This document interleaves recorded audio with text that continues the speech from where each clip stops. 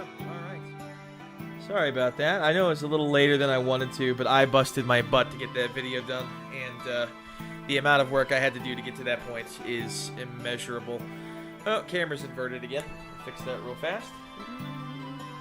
Okay, and we're back.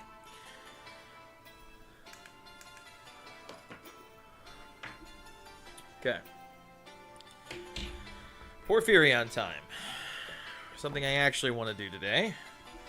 At least I got the video out, though. Hopefully everybody enjoyed it. I hope. It's got 3 likes, although I'm not entirely certain about a couple of the comments I've received. Or anything of that nature. Gotta find something to do with these. I have an idea, actually. Battery critical. And my headset's not telling me battery critical. Hey!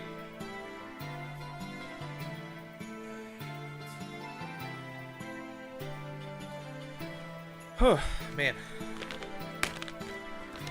The Porphyrion? Oh, it's my favorite knight model of all time. In terms of lore, the Porphyrion is actually like the largest of the Questoris Imperialis knights. I guess that's technically not entirely true. It could be for Mechanicus too. It's the largest knight model. It's essentially considered a Titan killer. So if there's an enemy Titan on the field, the Porphyrion is actually meant to kill Titans specifically. The Magna Las cannon that it has on it is the most powerful las weapon that the Imperium has ever developed. It is an ancient knight, and it is considered itself a mini Titan by many people within the universe, which is cool. I think that's dope. So, it's very big. As a model, this thing is going to be huge, which is kind of cool, I'm not going to lie. There's also not many, both in universe and in real life, there's not many models of the Porphyrion. I think estimates showed it's around 2,000 to 3,000. That's not including 3D printed ones, obviously. But it, so I am a member of a very exclusive club, which is kind of cool, I'm not gonna lie.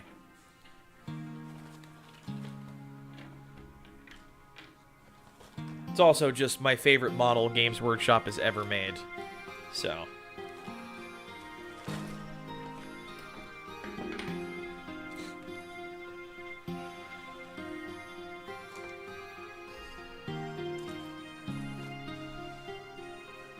Alright.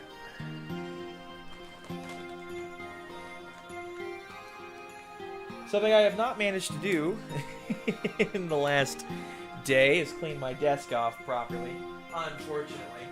And like I said, I was busting my butt to get that video done. I finished the recording last night. Actually, I had to record it twice. Cats, can you not run into the stand, please, this time? I swear to God.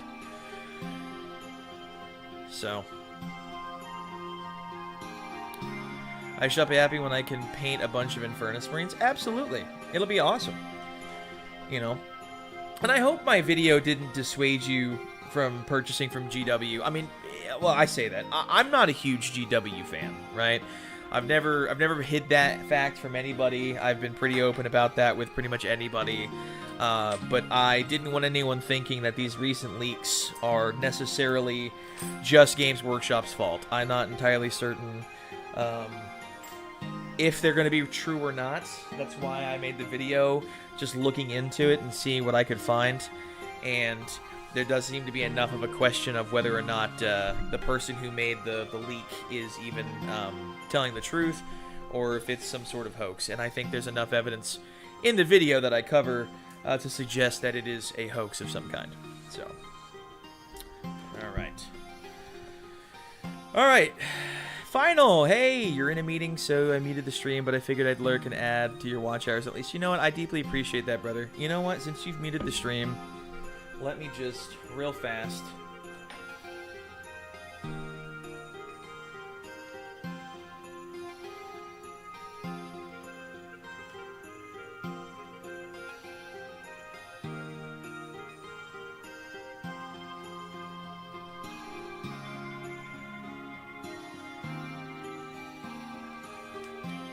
There you go. Oh, there are literally websites for secondhand war game minis here. Exactly. I mean, exactly. Like, there's so many things that you could say about Games Workshop. They don't need any help ruining their own reputation, in my opinion. While I started off incredibly angry in starting to record that video, in the end, I kind of ultimately decided probably isn't really their fault, since this is a piece that needs to be in here. Why did I not do that? I probably put some of those here in this bag. I'll need to check later. Oh well, I'm gonna keep this on my desk just to be safe, though. Okay, let's get my hobby knife real fast. It's over here somewhere.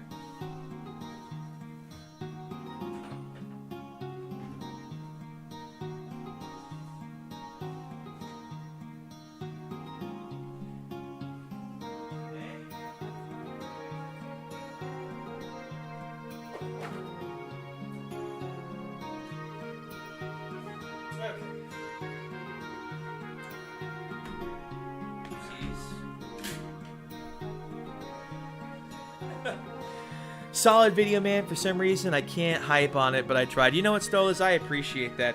I wasn't sure exactly if you or Skylar were fans of the face reveal. I've actually put my face in several of my videos before, so I just didn't think anything of it, but I forgot I got so many new fans lately, or I say fans, so many new people who like to hang out and just watch me build stuff, and I just didn't even think about it. I probably should have warned some people. And for some reason, when I rendered that video, it really washed my face out. I'm not entirely sure why that happened. I seem to have a distinct lack of hobby knife in this box. Weird.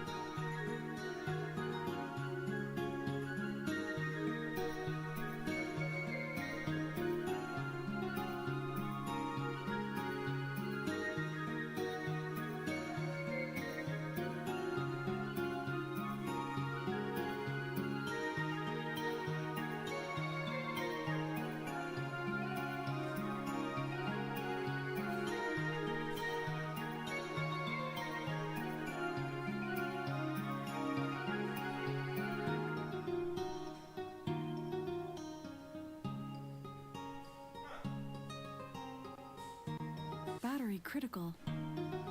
Okay. Weird. I can't find my hobby knife anywhere. You look about how I imagine. Not a bad thing, though. You know what, Stolas? Thank you. I appreciate that. My wife thinks I'm pretty handsome. I think I look like absolute dried over dog crap, but that's a personal thing. Where is my hobby knife?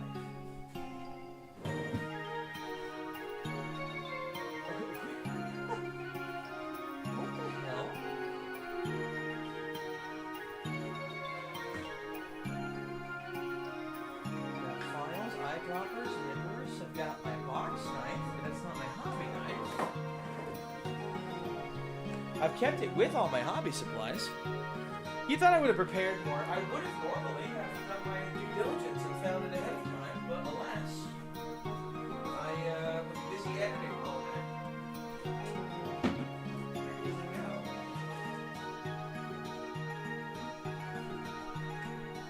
Very strange. Very strange indeed. Is it in the necro box? I don't see why it would be.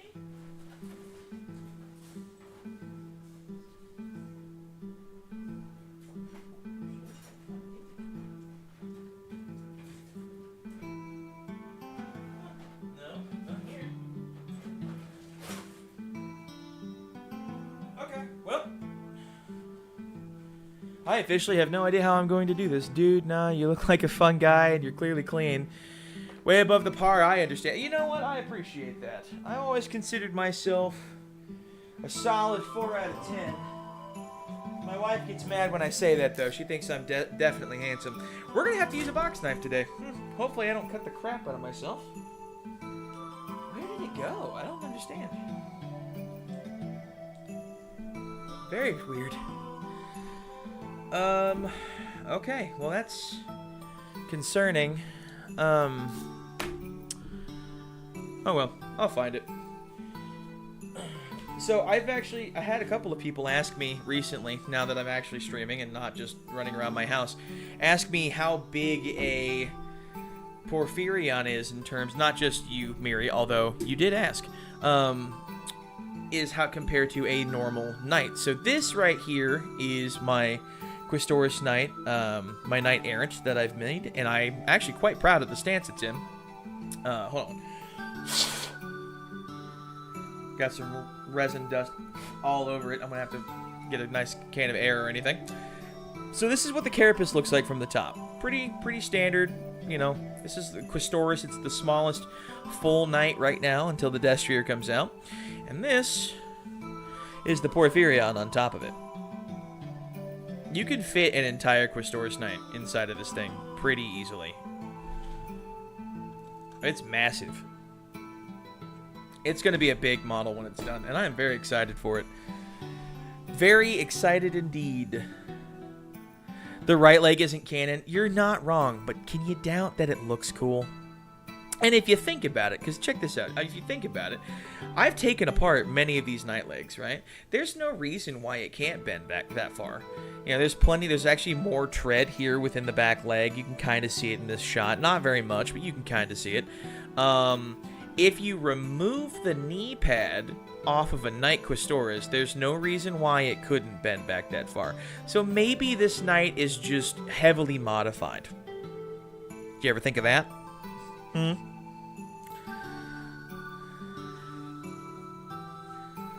I wouldn't even know it's not canon if you didn't say so.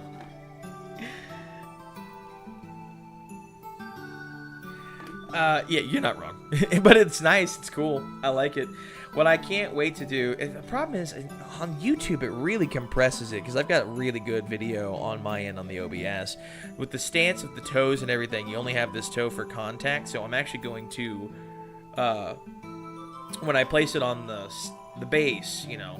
This is going to go through the bottom of the base, and I have enough sprue goo in here that this is pretty much, like, stuck in there. There's no way that's getting out. So I'm going to sprue goo the bottom of it to the base as well, so that way it's not going to come loose. My friend Josh wants me to make like a dust cloud out of a cotton ball or something to hide this. I don't think I need to. I think all I need to do for this is just paint this a really dark black, because it's going to be in the foot of the knight. I mean, you're really not going to see it unless you know what you're looking for. So I think it'll be fine. Personally, I think it'll be fun. Alright.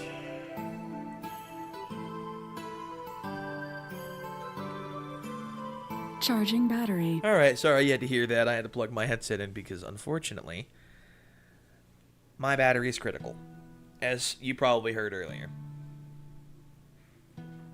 Okay, so... I still have a lot of these big pieces. As you see, the carapace is still attached. I haven't Dremeled it. I was going to this morning, but like I said, I was busting my butt to get the video out. So I'm going to trim some pieces today on stream, and we'll just call that good. By the way, what are you needing the box knife for? I don't have my hobby knife. I don't know where it is. So I'm doing highly ill-advised things today to trim through the resin. Lol W, Josh. Aw, oh, come on. No, this is going to break the box knife, I think.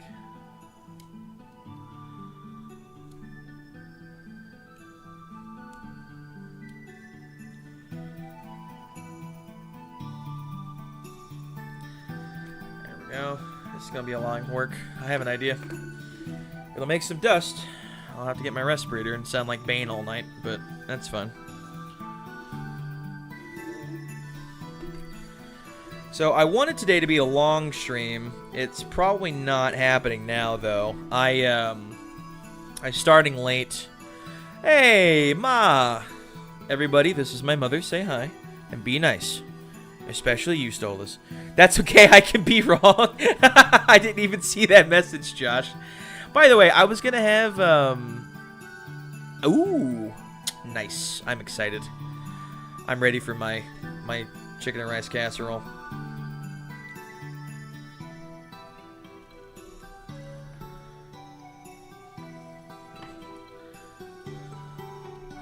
You merely adopted the Warhammer. I was raised in it. Hey! I mean, that's fair.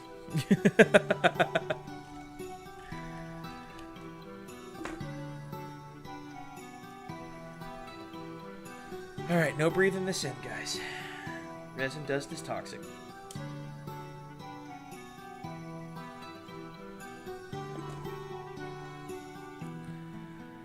You gotta respect moms, man. I learned from Mr. T. You're darn right. Chicken and rice cat. Listen, Mary, you don't understand. That was my favorite meal growing up as a kid. That, my mom would make chicken and yellow rice, and it was always a party when my mother made chicken and yellow rice. But I love chicken and rice casserole. But I told my mother, I don't want, because now, you know, we can afford better ingredients and everything. I told her, I do not want fancy chicken and rice casserole. I want struggle meal style. I want just cream of mushroom or cream of celery or cream of onion soup, white rice, chicken, celery, and onions. And I'm going to put too much salt and too much pepper in it, like I did when I was a kid. And I'm going to enjoy the crap out of it. Yeah, exactly. I want the cheap stuff. I just want to relive my childhood, man. Apparently the robot vacuum is going to run over the doorstop over there.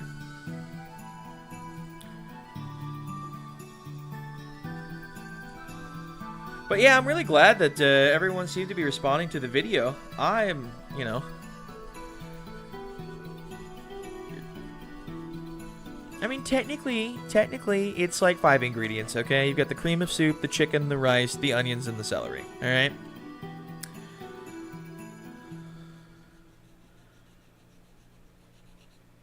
Get it right.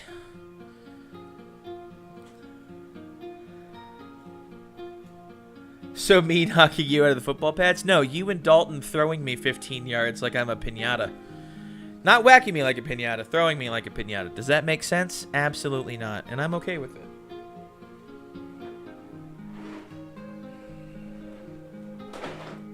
Alright.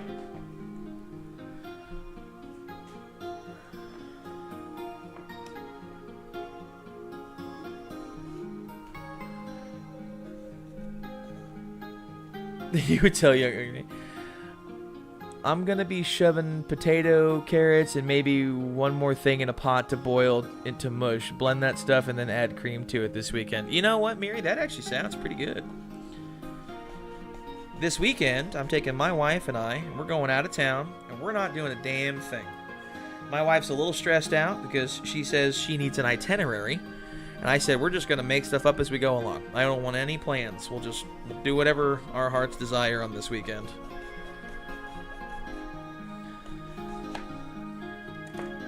Listen, W moms stole this. Oh, Ma, not oral surgery or broken jaw that I'm aware of, unless Miri's not telling me anything. Miri's just German.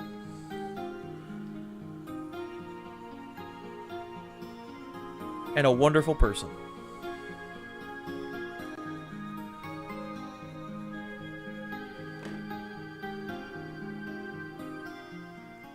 Nice. Actually, yeah, that's fine. Okay. The dog is trying to crawl under the desk to attack the cat. Dunk some bread and it's a good thing for when it's cold. You're darn right. One of our all-time favorite family meals when it's cold is stew.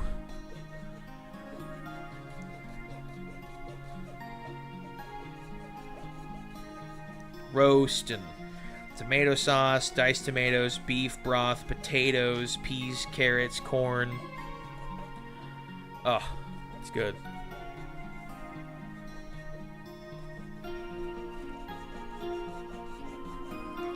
Come on.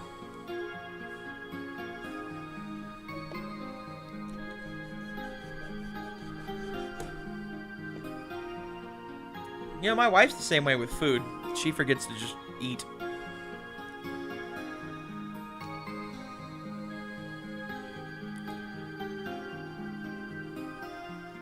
Stew does, in fact, have to be chewed. You are correct, Mother. It's also delicious.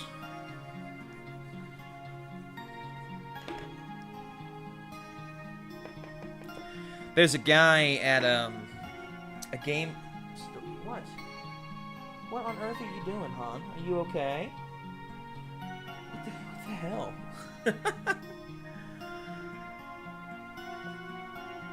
Well, I am fat and I love food, Stolas, but I love food too much, and that's a problem.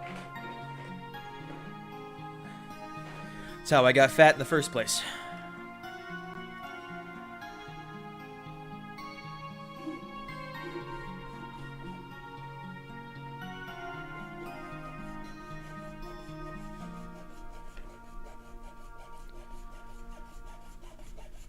There we go.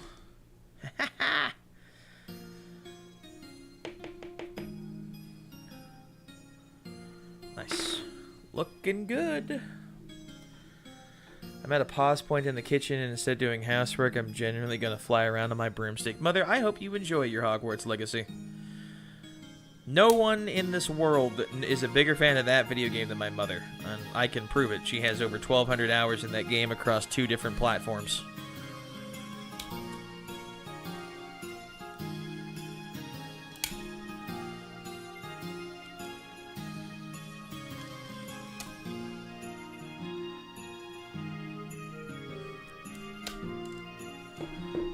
Go.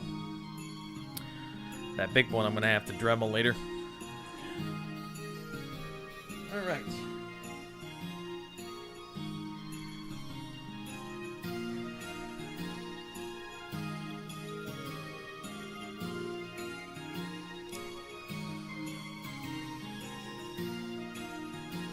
Nah. Oh yeah, Stolas. The whole family's gamers. Family that games together stays together.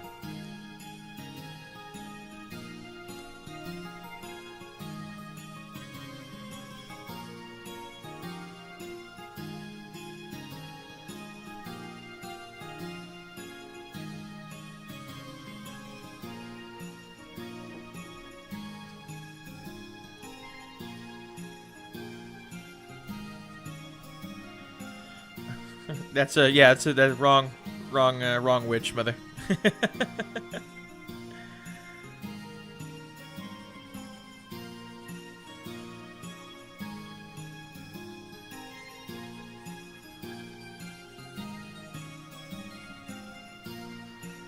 All right.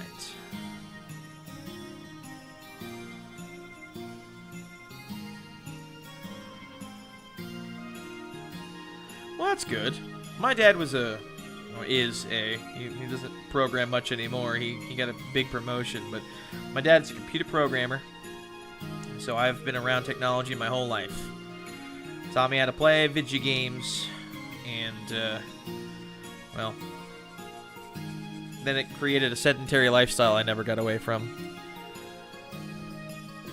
Yeah, it's a shame, unfortunately, Ma, but you know what? We still kick ass at doing Hogwarts stuff, and that's all that matters.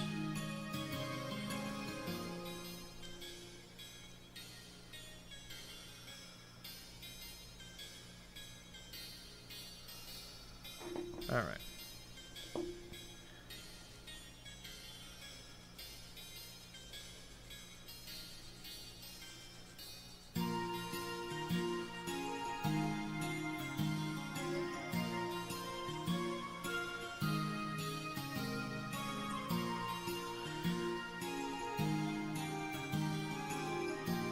By the way, Ma, I don't know if you noticed, I uploaded a video today.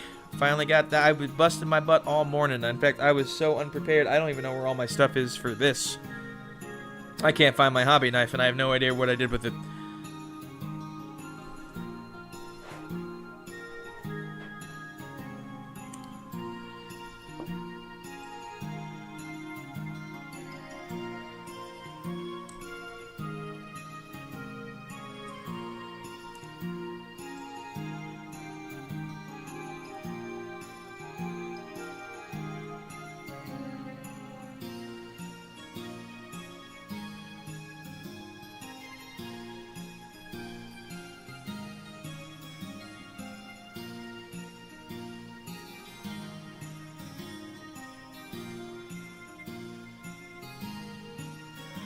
Is it long or short? It's just shy of 17 minutes.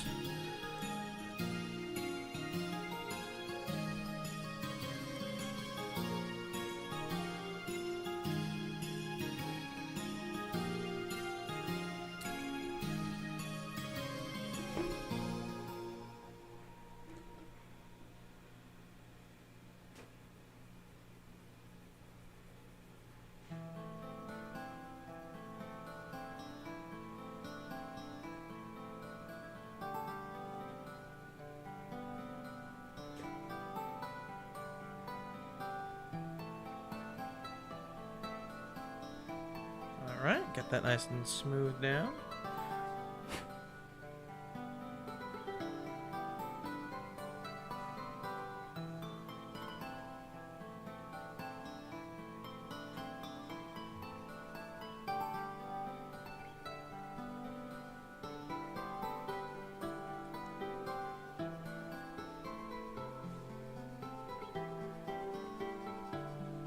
Got some pretty egregious mold lines here. This is pretty... Have I ever seen Troll 2? It's a classic. I have not. But I have seen clips from it.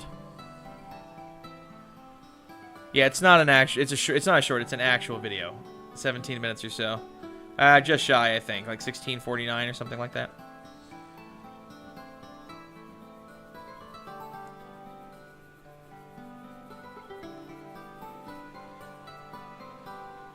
I watched the CinemaSins video on Troll 2, I'm pretty sure.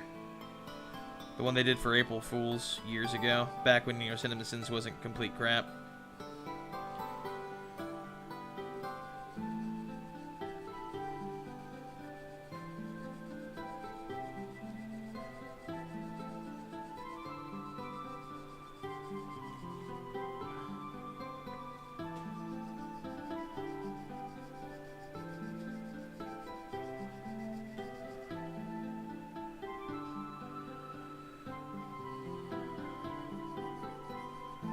You know, people quote that one or The Room, which is also a film I've not seen, but I know the clips. I did not hit her. I did not. Oh, hi, Mark. Every time.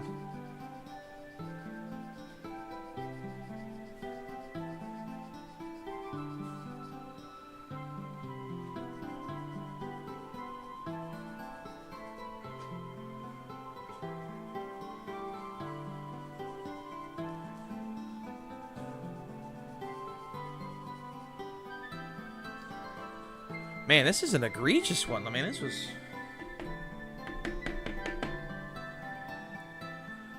pretty getting smoothed out now. Just need just a little bit more taken off the top here. I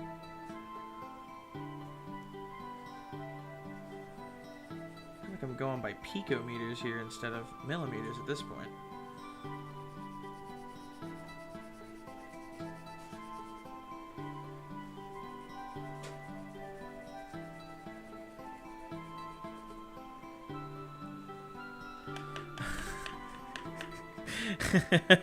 I just saw your comment, Stolas. Well done. Oh yeah, I would. I mean, Stolas, tell me, since you watched it, and Miri, what did you guys think of the video? Oh no, I think it came out pretty good. I had to do a lot of cutting down.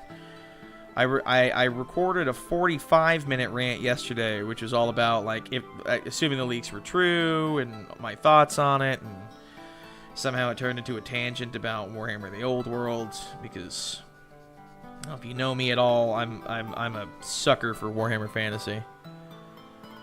Do you have to file the model? So the problem with resin models that come from Warhammer is, one, besides they're expensive, their QA is kind of crap. I mean, a lot of the models are hand casted and they remake the molds constantly, which is not necessarily a bad thing.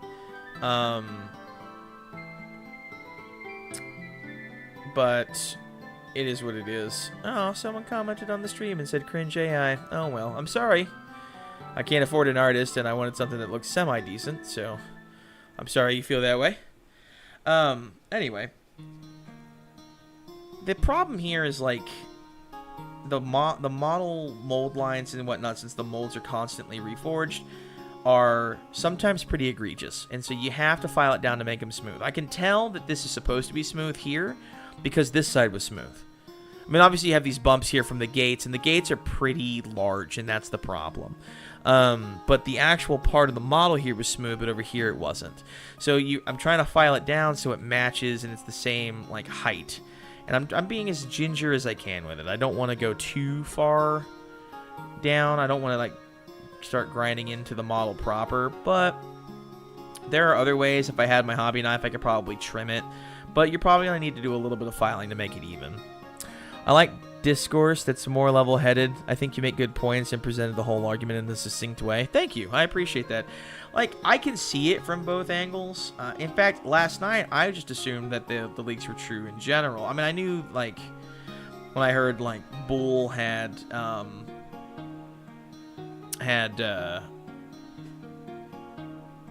deleted all the information off of his account, I was like, yeah, that's not good, but there's enough of, like, a plausible deniability when it comes to that I could see an argument being made. But when I heard about the lack of trademark, that's when I was like, yeah, this feels like a hoax, and so I did more digging into it, and I wanted to explore it from both angles because I can see why people would say it is real.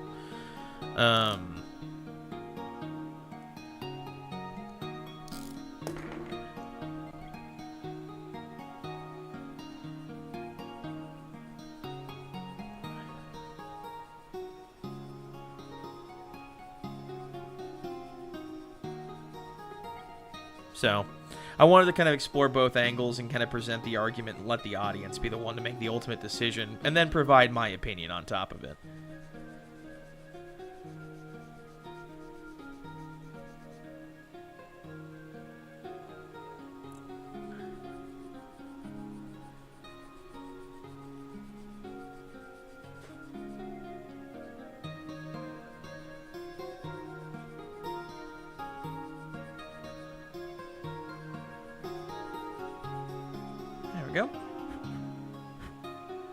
There we go.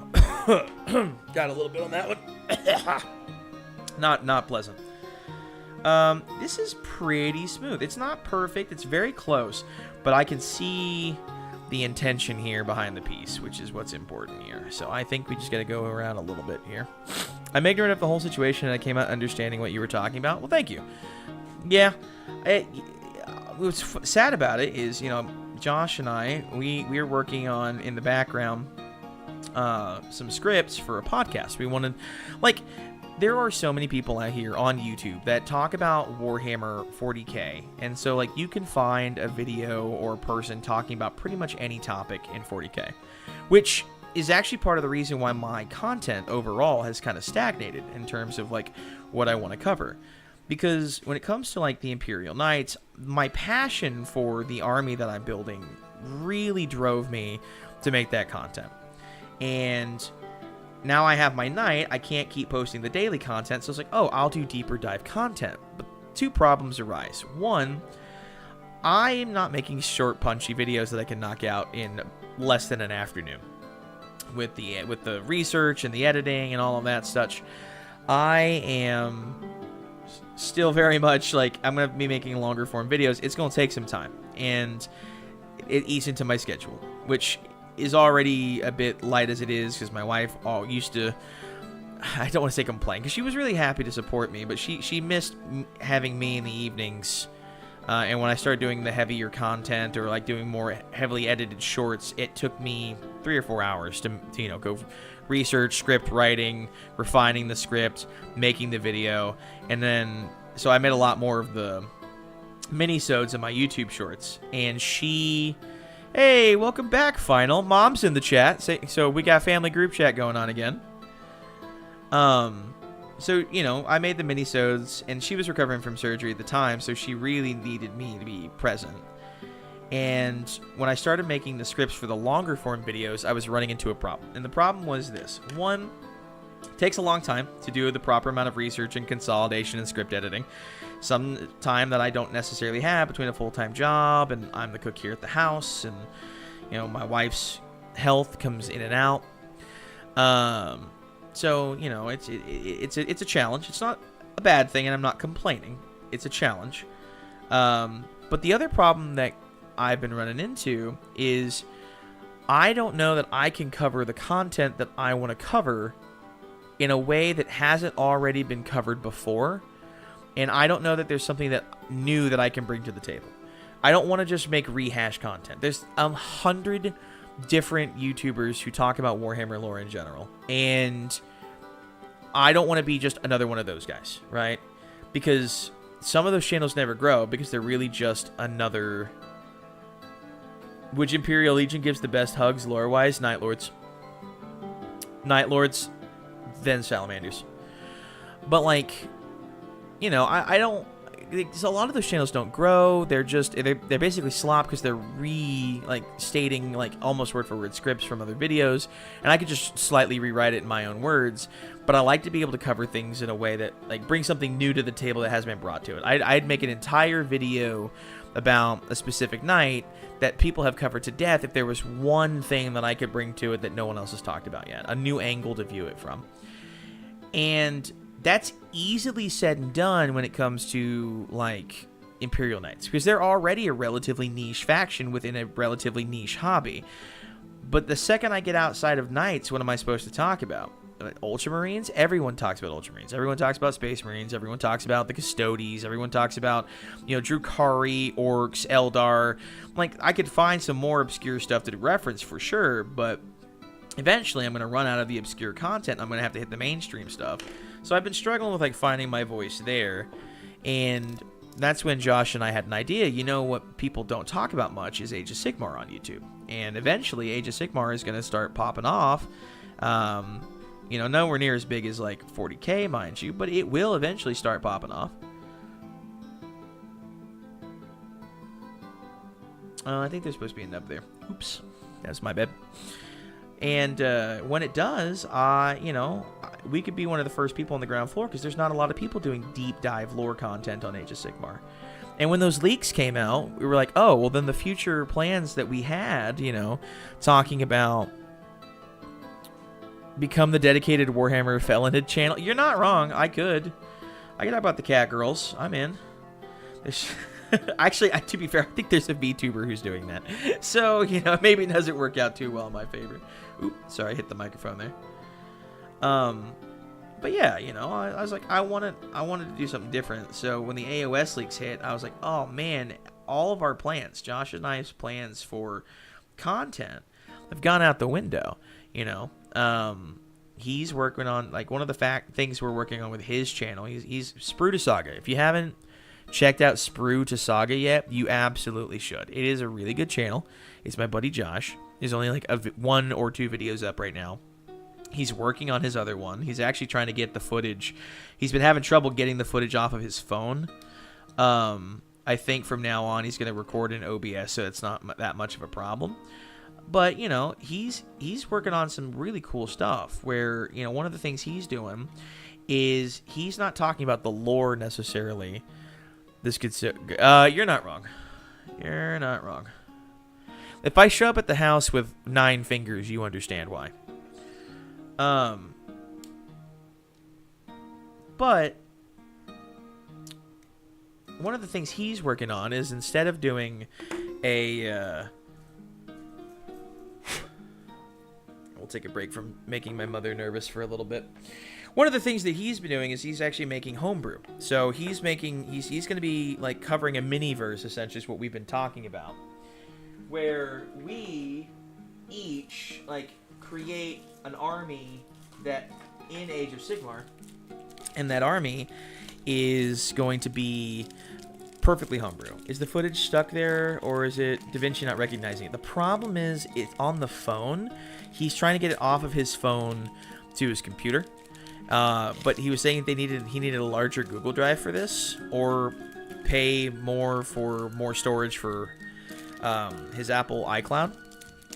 And so what he's been doing is editing the footage down into smaller segments, because it's like 4 hours of footage. And he's editing it down to smaller segments. And what he's doing is he's taking those smaller segments, sending them to himself, and then taking those smaller segments and re-uploading them together on his computer. So it's slow going, but he's getting there. He's actually got some. I'm only nervous when you play with glue. Your knife skills are legendary. Thanks, Mom. Yeah, it's a story I might tell on stream one of these days. Today is maybe not that day. It's almost my birthday. We can save the embarrassing stories for later.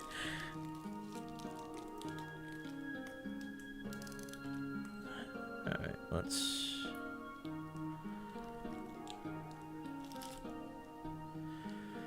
Alright, so remember that piece that got chewed on yesterday by my wife's cat?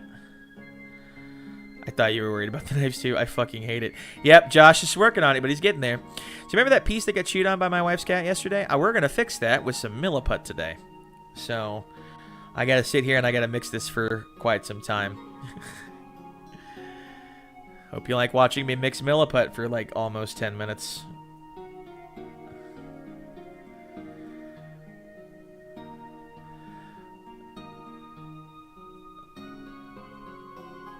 I meant the felon content goof. I'm only... yeah, that's right. Thought you were red at the knives too. I have cut myself many, many times. I have no idea about the knife skills, but the first stream I saw super glue fingers multiple times. Thanks, Mary. Yeah, my glue skills are legendary. Legendarily bad.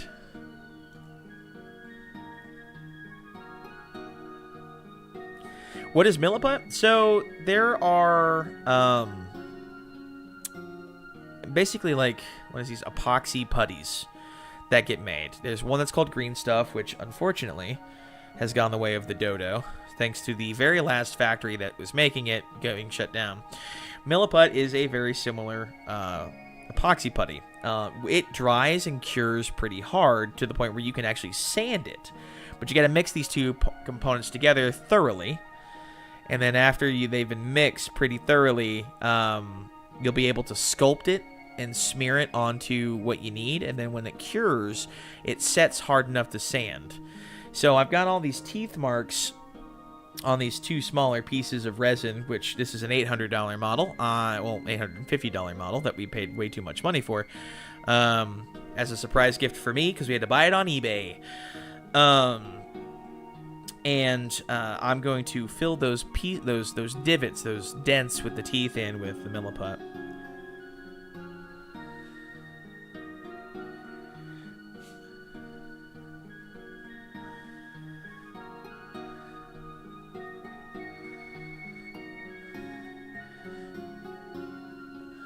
Got so much milliput on the tip of my finger. Honestly, this is feeling pretty good. I don't think I need to keep mixing for 10 minutes, even though the instructions say to mix it for 10 minutes. I'm not seeing any pieces here that are not thoroughly mixed. Josh, have you ever worked with milliput? Do I need to keep going? I mean, it's pretty tacky. All right, we're gonna try this. Make some rope here.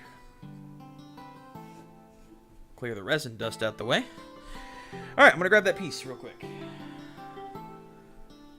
Hey, Skylar, what's going on? Glad to see you.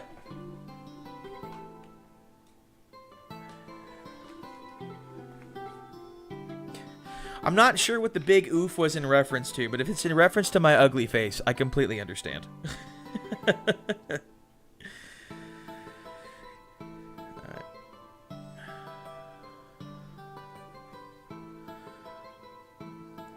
Your taste in music's pretty tacky too. Listen, if it's not 80s power metal, I don't know what you're doing.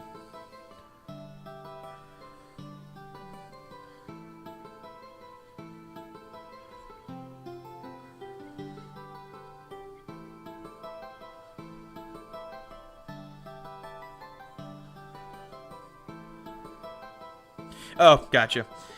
Well, I watched the... I'm gonna need some water, I think. And not for my throat, for the milliput. Yeah, I'm gonna get some. 2 seconds, I'll be right back. Set some stuff down on top of other stuff.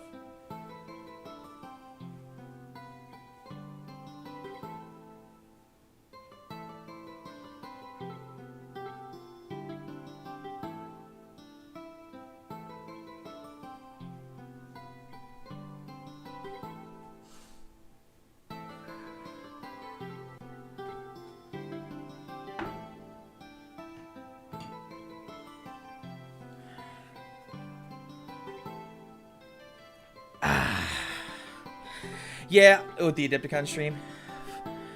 Yeah, found a funny name German website for all things nerdy when it comes to hobby stuff. Nice. Yeah, I'm curious to see what they're gonna. If there's any kind of acknowledgement at all, I'd be shocked over the AOS leaks. I mean, to be fair, we still have another year until the next edition's supposed to come out, so we'll see. It's possible.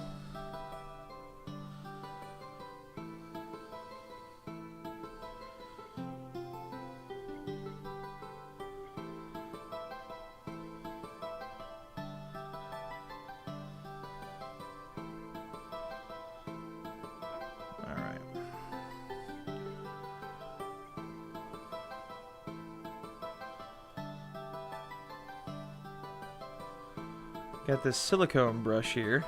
It's just a gel tip, but it'll help sculpt this milliput and smear it into the teeth marks like I need it to. My wife is pissed at me? Why? What?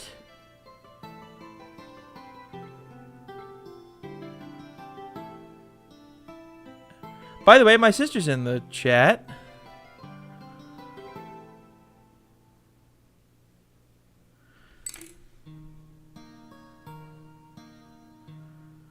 Okay.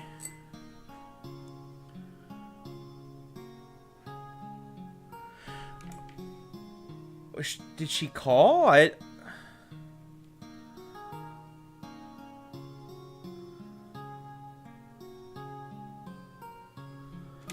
haven't gotten a...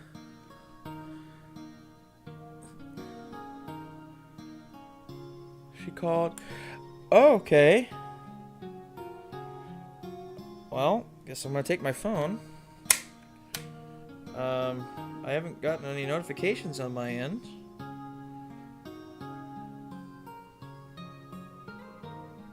What?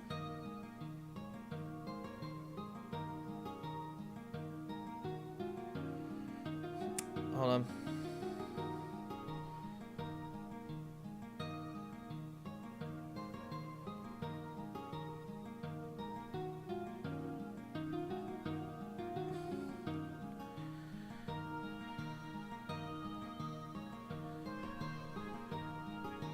Sorry, guys. Give me 1 second.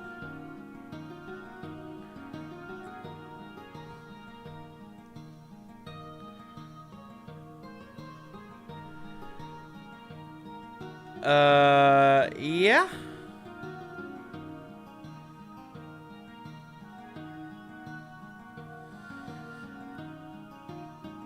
Gotcha. Okay. Okay. All right. What the fuck?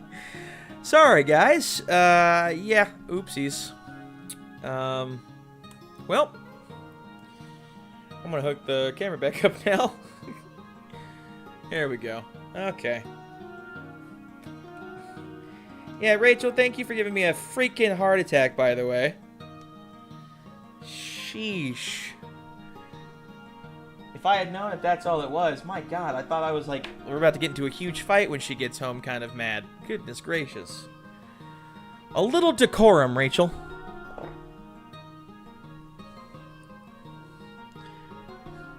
My sister, ladies and gentlemen.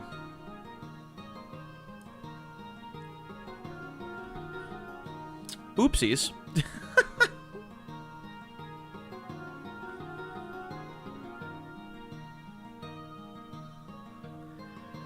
Yeah, I need to go up to... I'm going up tomorrow to get that webcam so this isn't an issue anymore.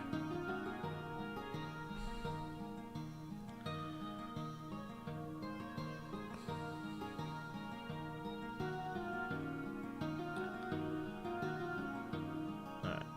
That's smoothed out here. W sisters. Yeah, you know, I only had a pit form in my stomach and I was like, oh no, I'm actually about to be in a ton of trouble. Not even. My bad, I was just trying to give you a heads up. Yeah, I didn't... Yeah, oopsies. Unless, like, she was legitimately upset with me when she talked to you, because I didn't get that impression from the text messages. I don't know why. I used to get notifications when the webcam app is up, and now it doesn't do that anymore. You could still be nights young. Oh, come on. It's my birthday dinner night. It's not my birthday, but I won't be in town for my birthday. I could... That's funny, though.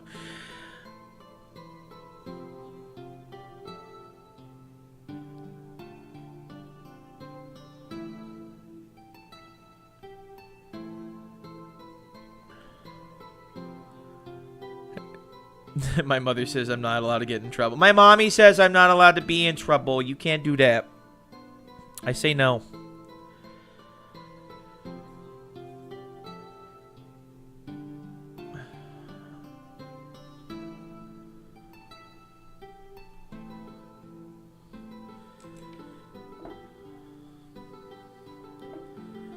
Okay, let's try that.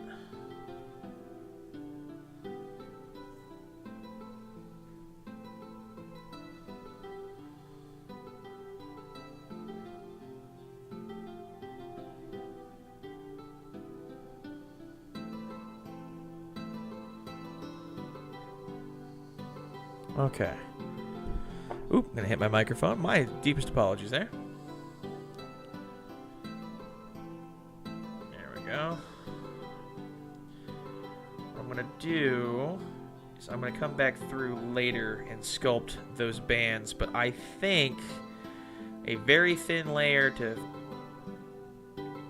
smooth all that out is all I desperately needed.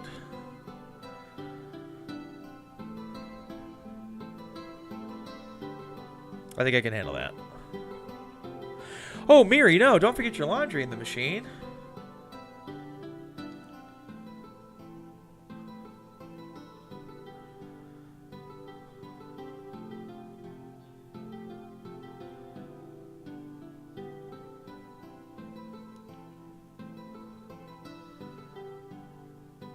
Don't forget... Oh, I don't think the microphone hitting the noises make it through your noise filter. Run! That's funny. Thank you, Final. Sincerely, by the way, if you ever make your way to the central part of the United States, like on a road trip somewhere, I don't know why you'd choose to stop in Oklahoma, but if you did, let me know. I'll make you a steak sometime. I make a pretty mean steak. My dad makes a meaner steak, but I have to. I'm legally allowed to. I have to say that because my mom. Your dog or my dog? No, it's definitely not my dog.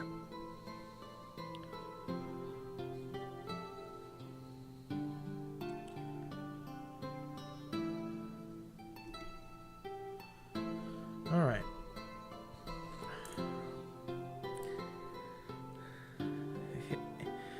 What does Oklahoma do as a state? Oklahoma's known for quite a bit. Weirdly enough, we have like one of the best electric companies in the entirety of the country. We are also known for our oil fields as well as our farming. It's a pretty rural state, but it is a beautiful state. Gorgeous. You can't find a more pretty sky in the entirety of the United States than in Oklahoma. It also has very schizophrenic weather. I kid you not, as a kid, there was an ice storm one week in February, and then the next week it was 85.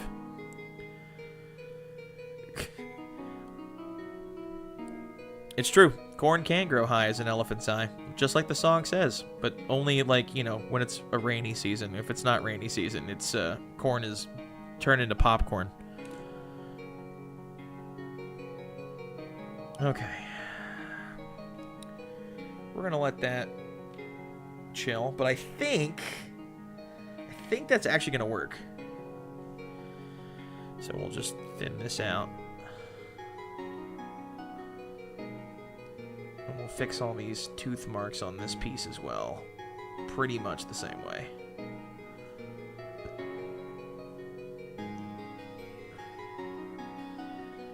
Texas, I've heard Texas does okay in the sky department, but close. You know why? Actually, weirdly enough, I actually have a scientific reason.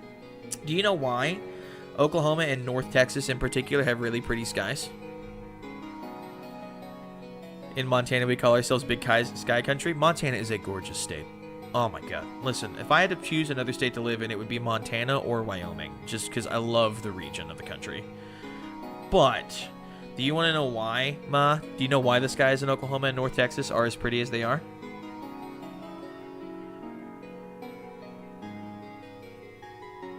I'm curious. My mother is she's a plethorosaurus. She has a lot of useless information that she has in her head, and it's where I get it from. You have autistic wizard meet autistic mother. Undiagnosed, to be sure.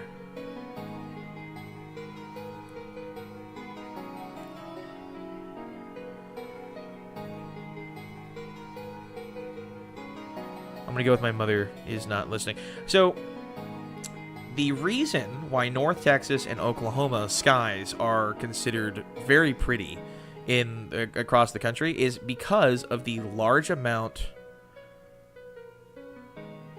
On which one? Oh, the fact? Okay, tell me. What is it, Ma? Ooh, Stolas, if you grew up in Alaska, guess where I'm going, boy? In May, I'm going on an Alaskan cruise with my wife. And my parents, and my sister, and my brother-in-law.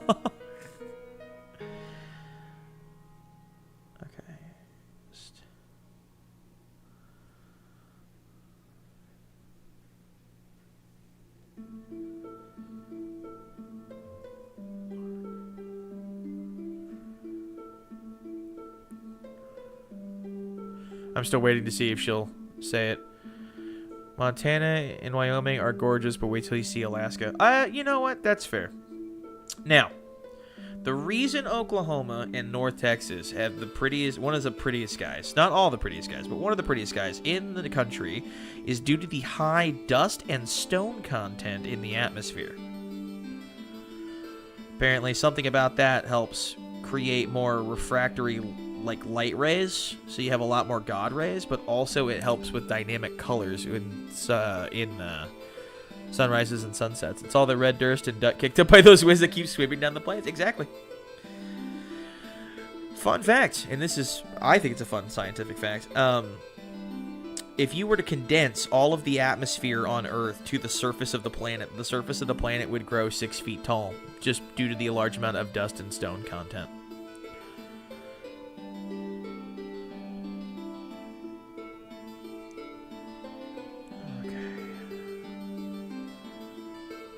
I think, ladies and gentlemen, this will need to be textured, or get rid of the texture, but I'm pretty sure that will do it. I think that'll fix the teeth marks on those, because they're already pretty smooth. I just worry about overworking it too much. I just need to keep the edges sharp. So, scoop that out. And then I can come through and sand that down pretty easily, I think.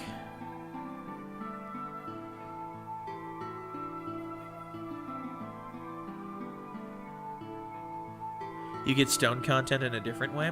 Oh, do tell, please. Please do tell. I'm curious. I'm curious by what you mean, Stolas.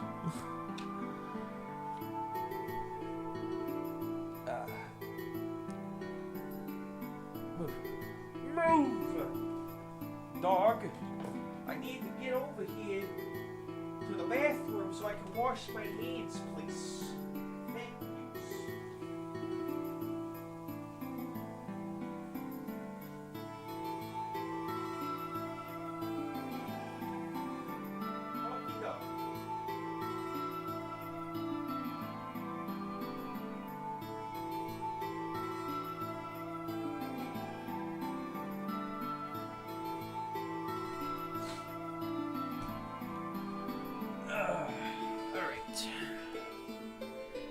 So I think, oh, I have this on backwards. Whoopsies. Well, she disowns Chewie and Han when they make her mad. Although I need to stop it. I get onto her for that, and I keep trying to catch myself. Okay, so no more teeth marks from animules on my stuff.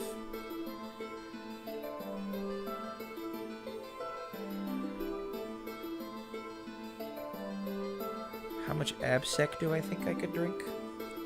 That's a curious... I don't know. I have no idea. I'm curious myself. I've been known to drink a little bit, and when I start drinking, it's hard for me to stop. I think they call that alcoholism. I think. Don't quote me on that.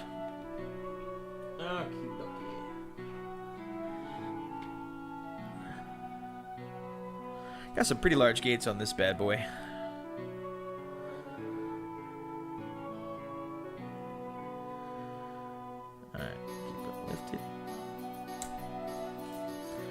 Wow, that just snapped clean off and went flying in through the air.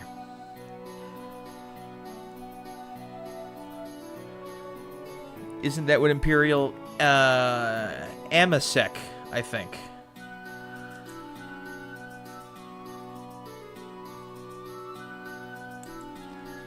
But, man, I don't know. It depends, though. It depends, because there are different strengths of Amasec in the lore.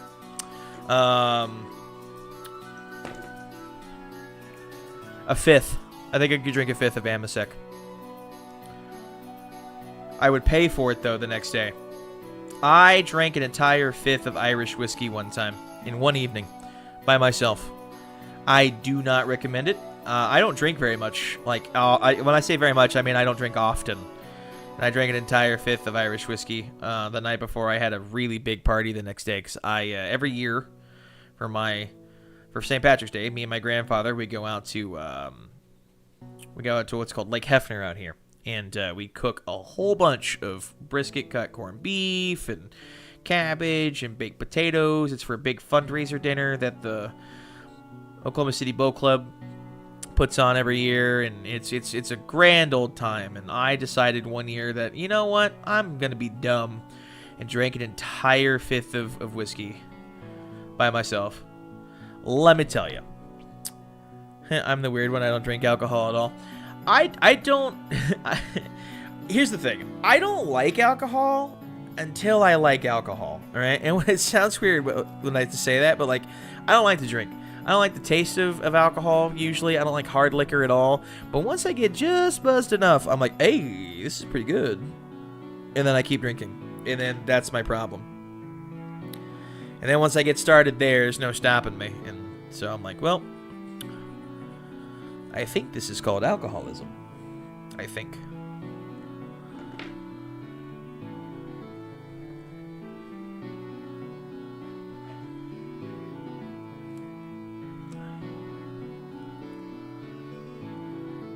Man, to be young and have no impulse control again, huh? Listen, this was last year.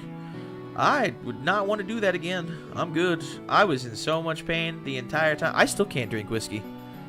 To this day, unless it's like heavily treated, I cannot have whiskey. It makes my stomach like want to hurl immediately.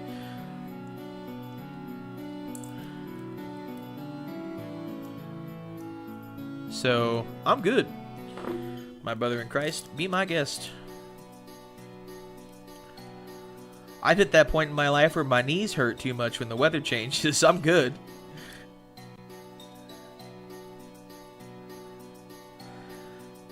You're not wrong, Final. You're not wrong.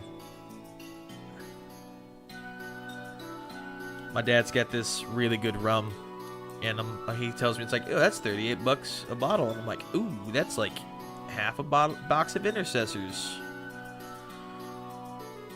For the price of 2 of those, I can just get a box of Intercessors and have a lot more fun, because I can build and paint and be a nerd. I'm only drunk for a couple hours, but I can have Space Marines for as long as I live. Assuming the dog cooperates and doesn't try to eat them. It's been known to happen.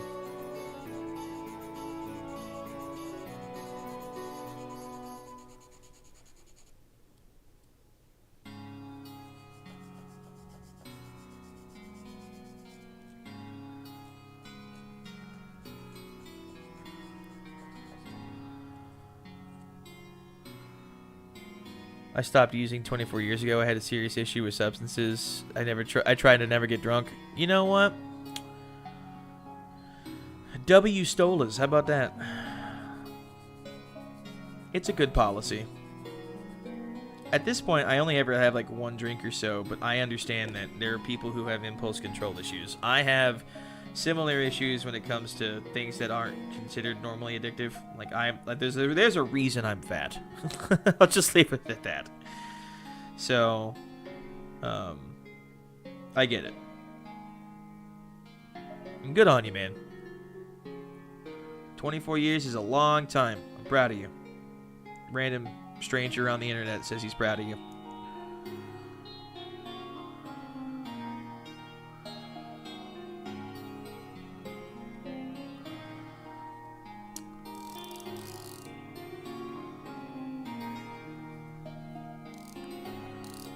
There we go.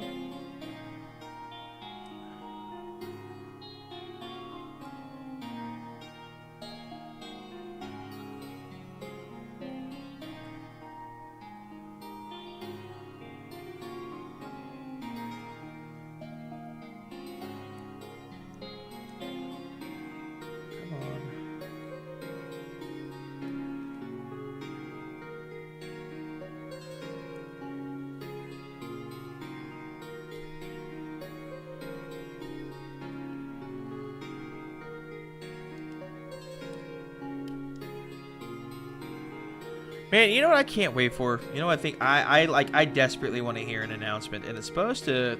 The theory was this year is supposed to be a trailer. We've not gotten an announcement of what the project is, but I want to know what that Henry Cavill Warhammer thing is. I am so ready. Oh, man.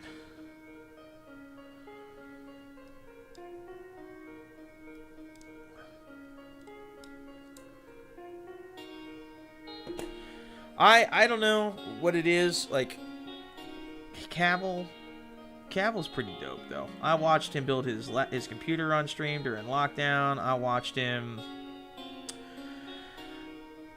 every interview he's in. He just seems like a dope guy, just a nice guy to be around. And I'm pretty sure if I ever ran into Cavill in real life, I would just squeal like a fucking banshee. Oh, Stola's asked me a question. I'm sorry. Oh yeah. I couldn't admit if it was. That's fair. I was thinking about what you were saying about too much hope in 40K. The best lore really is the bleakest stuff because it's too unique. They're making a Tom Bombadil movie. Are you kidding me? What the hell? They gotta leave him alone.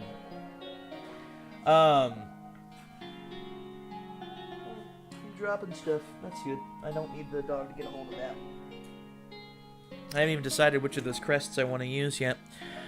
I was thinking about... Yeah, you know, the bleakest stuff is great. And here's the thing. I like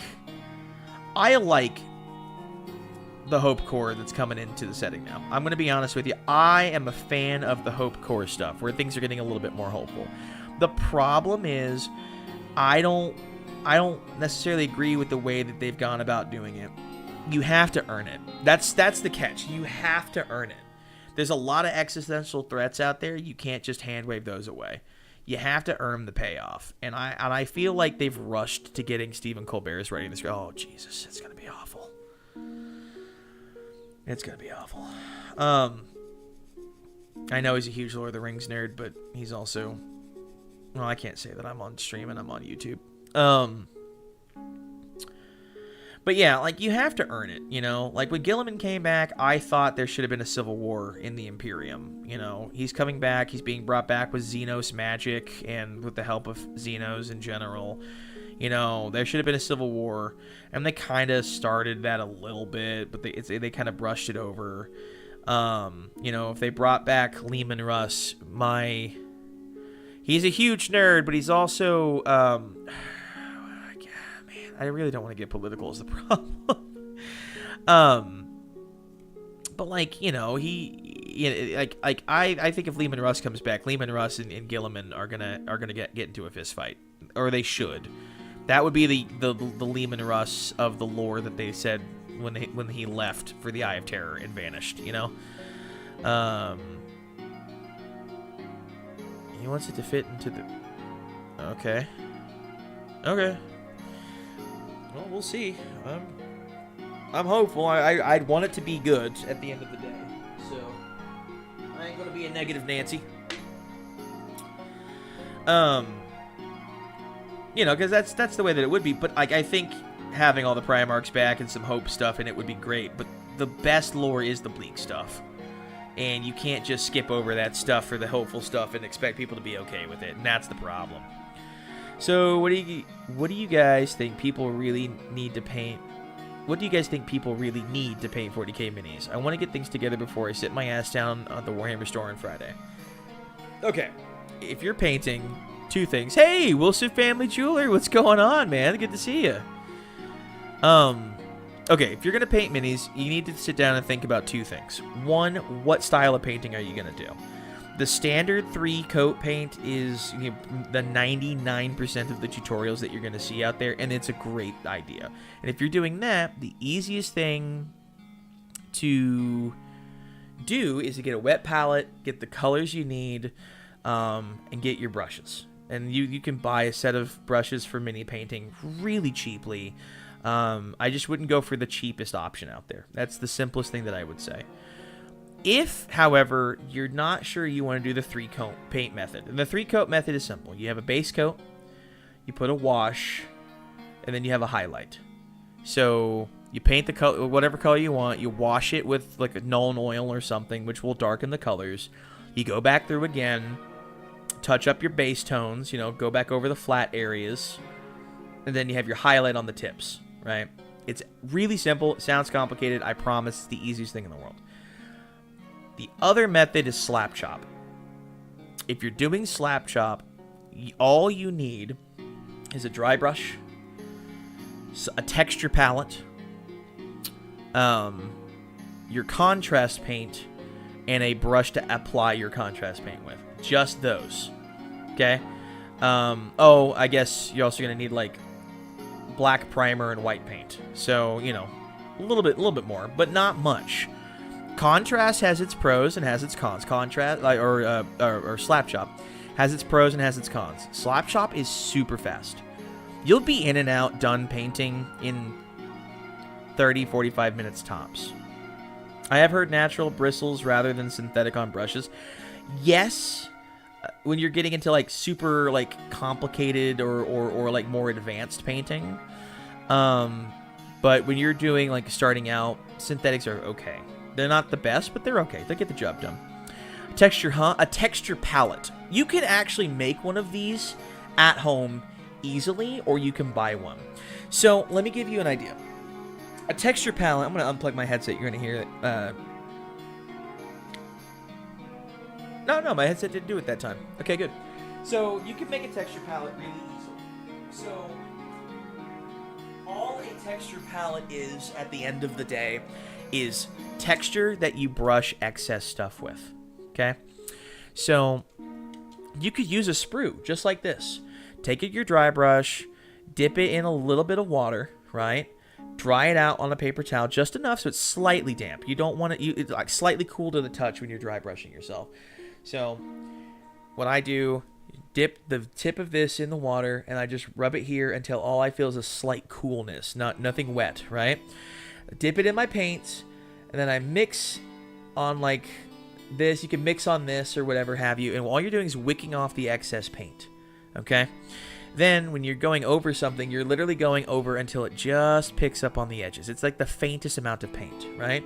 Now you can get really into it where you're pressing really hard and doing this and it'll get all around in there, or you can just do a very light dusting over the top and barely put any paint down, right? But that's all a dry palette is. You just need something that's got, or a texture palette. You just need something that's got texture to it that you can wick the excess paint off until it's what you want. You can literally take a bunch of sprue, like from leftover models, glue it together with plastic cement so you have like a crisscross pattern, and then just go over the sprue. That's all you need.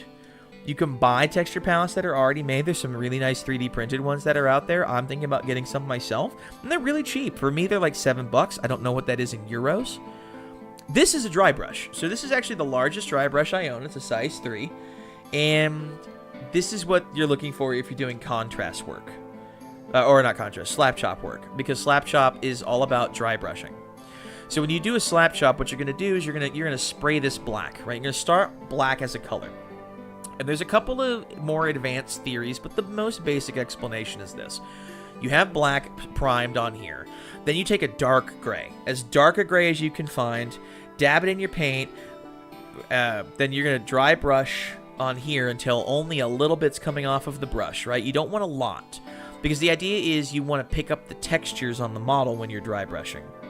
And you'll paint this and you'll go over this. You'll go over 90% of the model. You want to leave the deepest recesses that still black.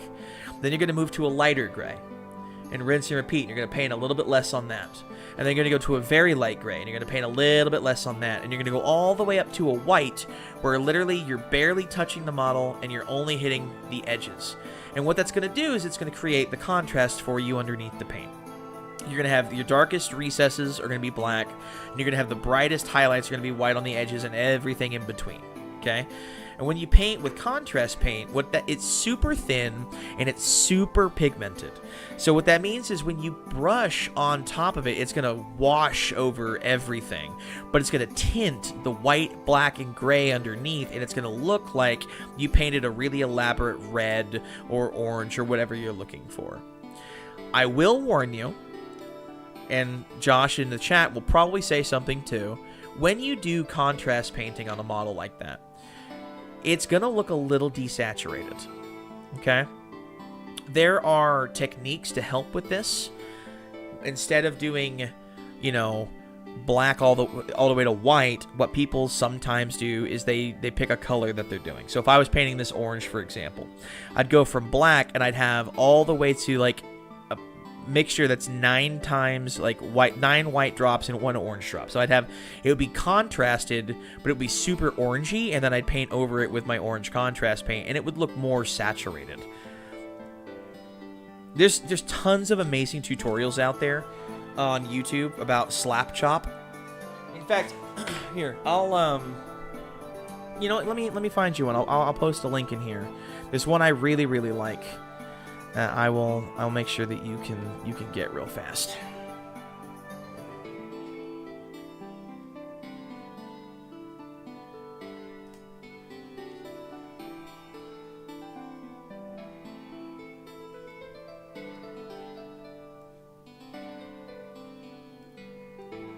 There you go. So this is a link to a channel called The Honest Wargamer. He's really good. He's actually the one that kind of put a ton of saturation of slap chop sounds like basic theory. I gotta keep with watercolors. I mean, kind of, I guess. Yeah, it's a little bit of it's a little bit, but it sounds more complicated than it is with it. But yeah, I mean, if you're doing like that, honestly, all you need is a wet palette of some kind, a set of brushes, and whatever paint you're using. If you're just going to do that, it's not a big deal at all. Super easy, super simple. Good brushes are an investment and do require a lot of care. Yes, in fact, I need to get myself some brush shampoo, some brush soap to help take care of my brushes. Which is something I've never actually given much thought to before because I always got super cheap stuff, but now I've got some relatively nice ones.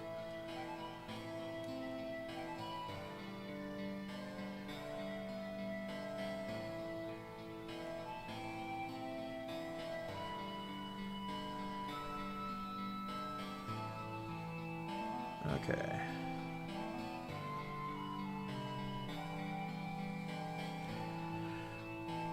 I'm so excited to get this done. Calling this the Venatorus Irae, the Wrath of the Hunter. I think that's a really cool name for an executioner. Well, an executioner whose night house is themed around stags and deer. So I do think the basic executioner of a deer would be a hunter.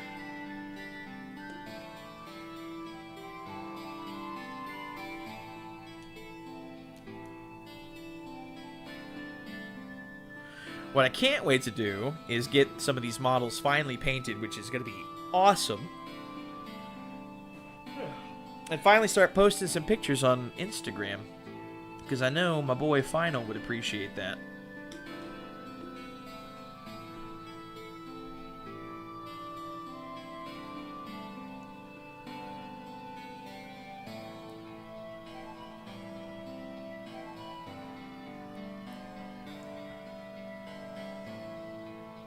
Go. Trim these down just a little bit. Alright. Hi, Chubby. You okay? Do I have Discord? Actually, yes. I have been... It's not perfect. I am a little bit of a 30-year-old boomer. Just a touch when it comes to Discord. But I do have a Discord server I've been working on for my community called the Wizard's Tower. I'm still getting some stuff figured out. Oh. Hello, honey. My wife just walked in the door. I saw my dog wagging his tail. Let me see. Bear with me here. I'm boomering.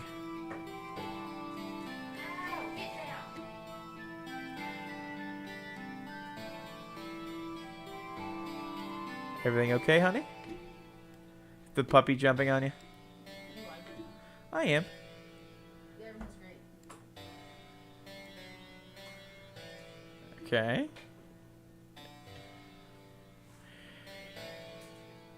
There you go. That's the link to the Discord. I don't have pictures yet. I'm just saying I can't wait to get them painted so I can have pictures.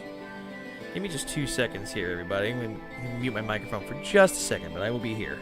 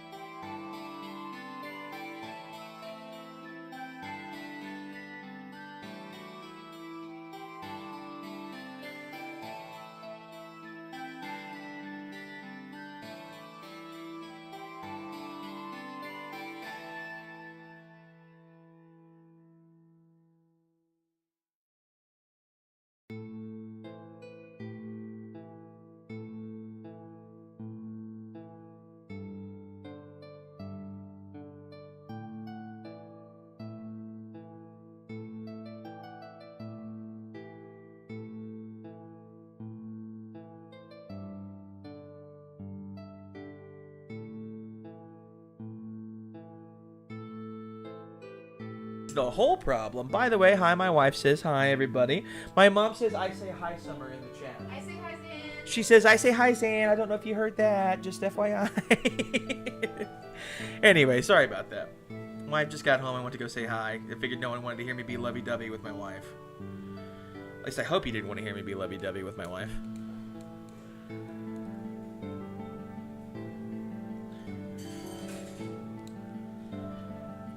Anyway, like I said, bear with me on the server, guys. It's working on it. We're getting there. And the cat's going to keep running into stuff. Are you kidding me? I love that cat. I love him. No, I do. He's cute. Sometimes.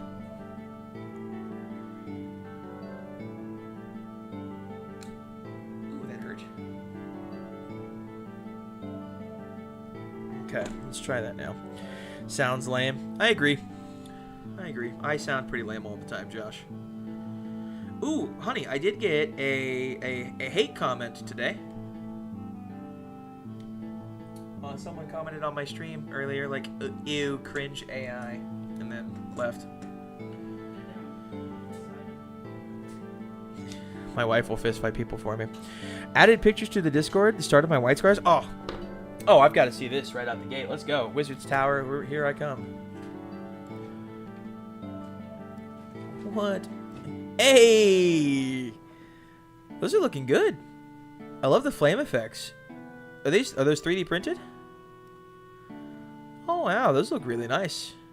I want to be in your Discord. Okay, I'll send you an invite to the Wizard's Tower. My wife just whispered in my ear that she wanted to be in my Discord. All right.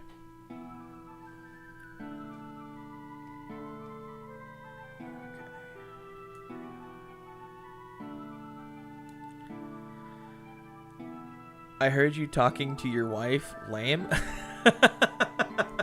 That's Josh.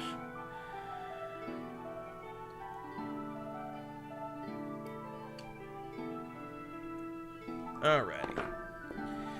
Yeah, I don't understand. Like, I understand that some people aren't a huge fan of AI in general, and I get it. I completely understand. There's a lot of issues surrounding AI in terms of, like, morality when it comes to how an AI is trained and whatnot. But it's also a tool, like, you know, like, I'm not taking jobs away from artists by using it because I can't afford an artist. If I could, believe me, I would absolutely. I don't talk to my wife. Yeah. Oh, you got them off Etsy? That's good, Wilson. I'll have to check that out. I need to get. There is what is that company called? Josh would know. Deadly Print Studios. They make smokestacks for the exhaust ports on a night. So I want to have the exhaust ports filled to the brim. On all of my nights if I can get them 3D printed. So I'm going to buy the 3D print files, I think. Pass that on to my boy Edward and have him print them for me. He's also the one working on my Great Unclean one for my Porphyrion model, which I am super stoked about.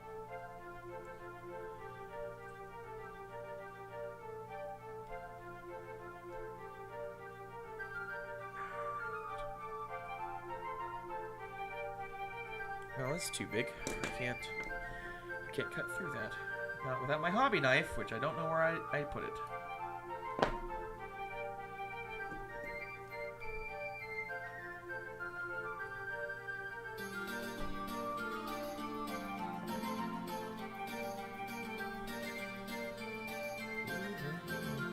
There we go.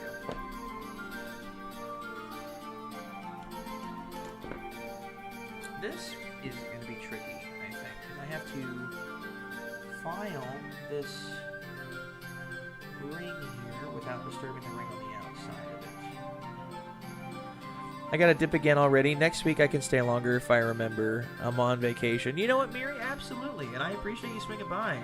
Next week, I have to go back to work on Friday, but I should be able to stream every day next week starting Monday. So I'm in, and I hope you have a wonderful time. Again, thank you for stopping by, and thank you for watching the video today. It does mean a lot to me.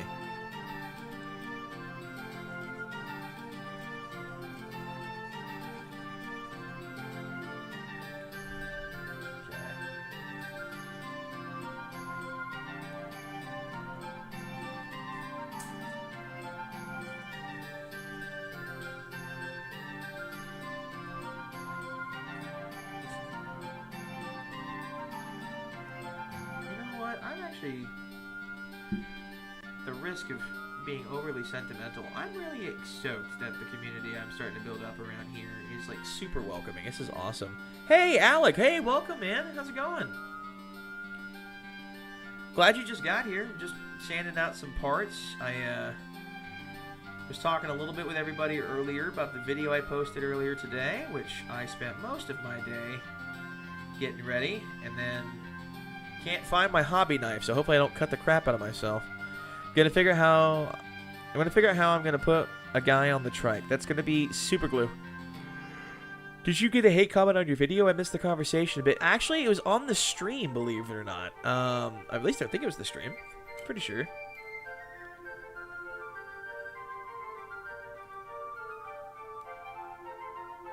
Yeah, it's on the Warhammer, yeah. It is what it is. Someone went cringe AI and then just left. Didn't even come in and say hi or anything or watch the stream. Just commented on the thumbnail I was using. And that's okay. Everyone's entitled to their opinion, and honestly, I get it. There's a lot of like conversation around AI and its morality, and a lot of AI are not trained in a moral way. They just take whatever and train an AI on it. Like ChatGPT had like information that should not have been public information that it was trained on, and people figured out a way to get to that trained information, and artists have their artwork essentially stolen by an AI. And it does like raise a lot of questions, because, you know, like what's the moral thing to do? I mean, does an AI create new art, or does it really just extrapolate off of other artists and their work and literally use samples of their work to make new artwork? And if that's the case, you know, it kind of raises the question about art itself and the nature of art as a whole. Like, if I emulate another painter and their style almost exactly, am I copying the artist? Am I stealing from the artist? Or am I making artwork? And I think it's just a hard conversation to have. There's also people going around, bots maybe, commenting stuff like that on random videos. Yeah, I guess so. Holy crap, it's full. God bless America. Han, can you not, please? Chasing the cat. Ooh, you did. Oh, you made an emblem? I'm gonna have to check that out. Yeah, that's fair. To be fair, it is an AI thumbnail, but it's fine.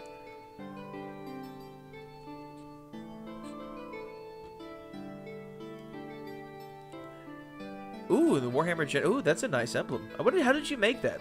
I'm very curious. That is a really nice looking emblem, though. I'm blocking a dozen accounts a day for saying ew, cringe AI on my shorts. Honestly, yeah, I get it. But at the same time, if it's my first bot doing that, I'll be okay with it. And if it's not a bot, I'm okay with it. I mean, some people are entitled to their opinions. I have opinions on AI, but I don't think it's necessarily a bad thing. I don't think AI is necessarily a good thing either. It's a tool that people can utilize, but it's a tough conversation.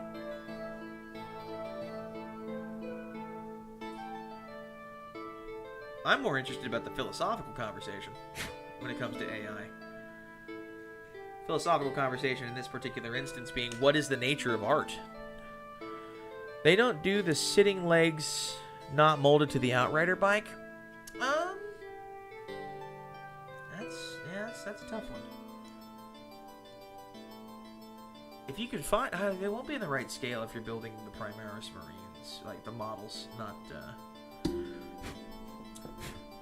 But they do make like the old Thunderwolf cavalry legs aren't connected to the wolf, so you in theory could, but that's firstborn. It may not be the right scale.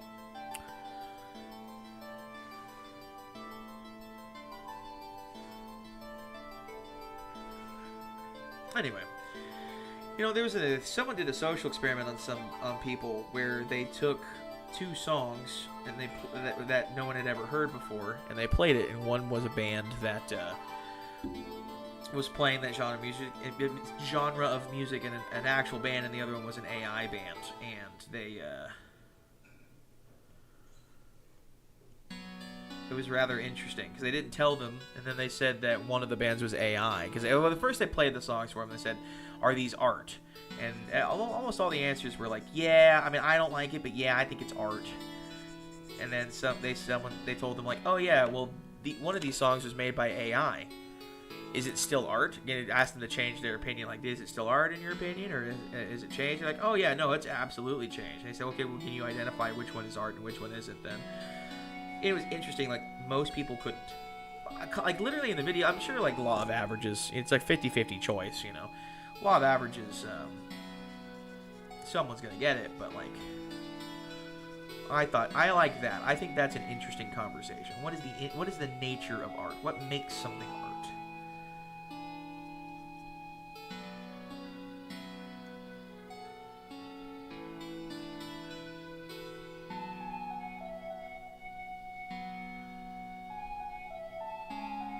There we go.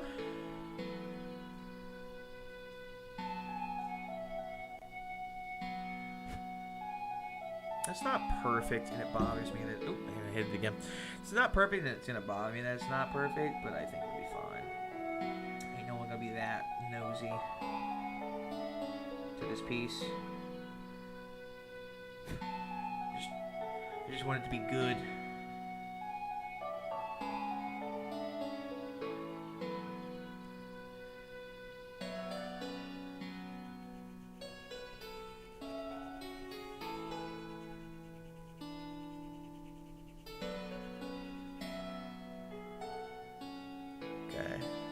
There we go.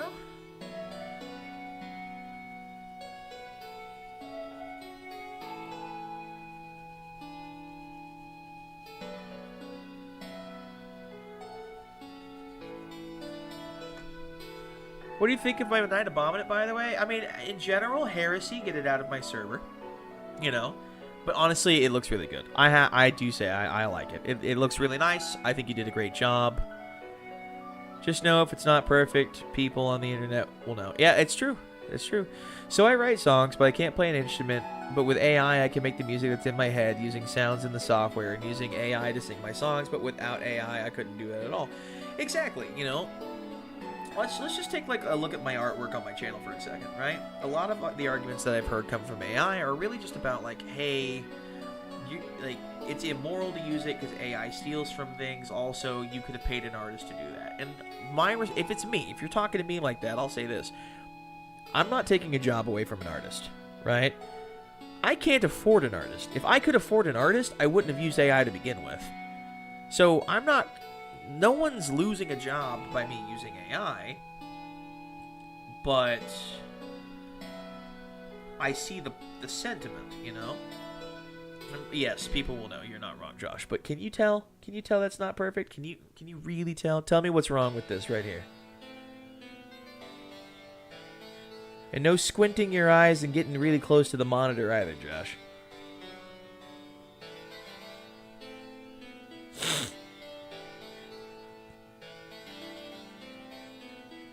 I can't remember who it was that told me that my knight errant's multi-cannon was upside down. I said what, Josh? Not yes or no. I said what? What's wrong with it, buddy? I'm building the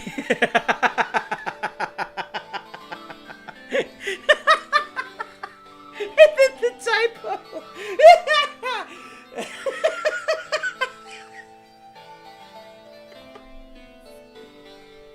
That's good. That's good.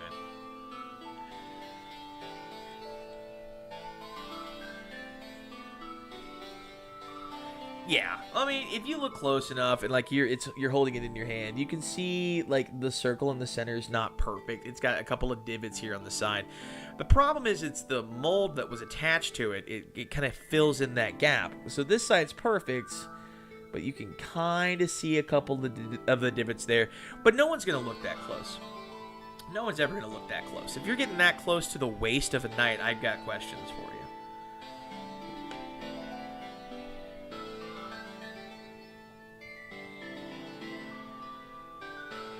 That's what she said? That's fair.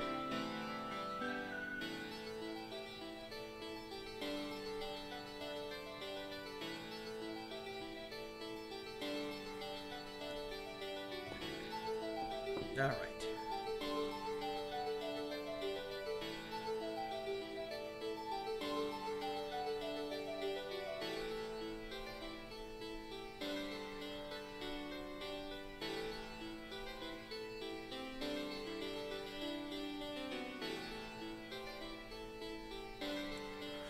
By the way, Alec, I said it earlier. I think your emblem that you made is really nice. I have to say.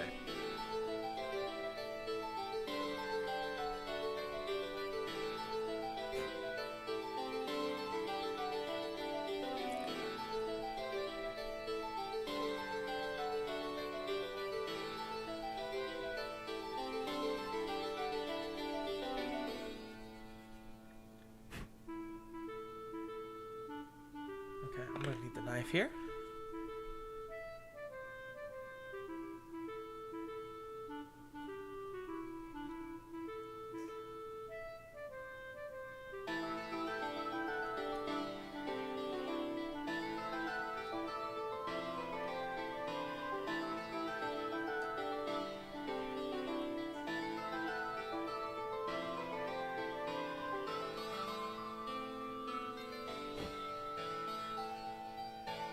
There we go.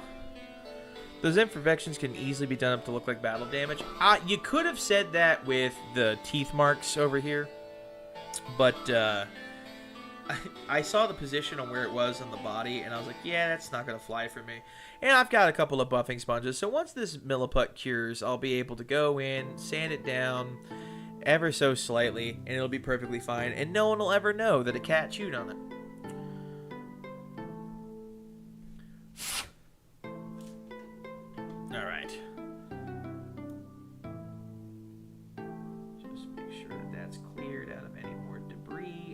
Fine. Okay, perfect.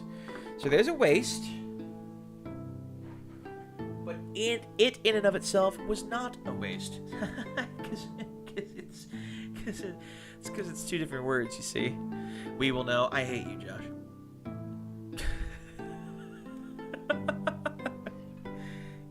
Get a best friend, they said. It'll be fun, they said. No. He's funnier than me and it hurts my feelings.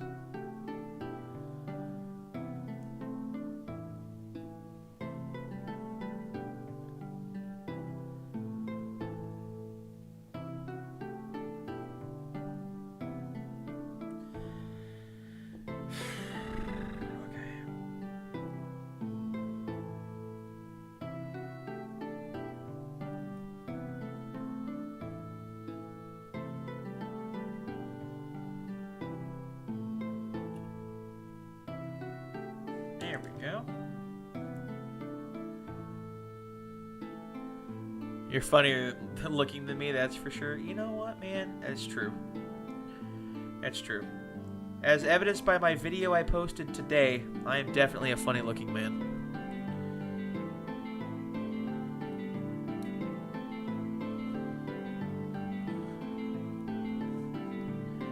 Hi, baby.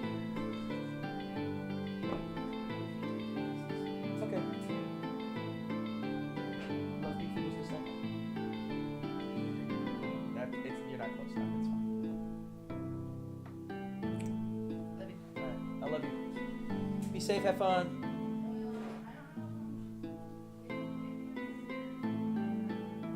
I'll come pick you up. Bomb roasted. Boom. I think the roast came from the misspellings there, my guy. What? Oh no.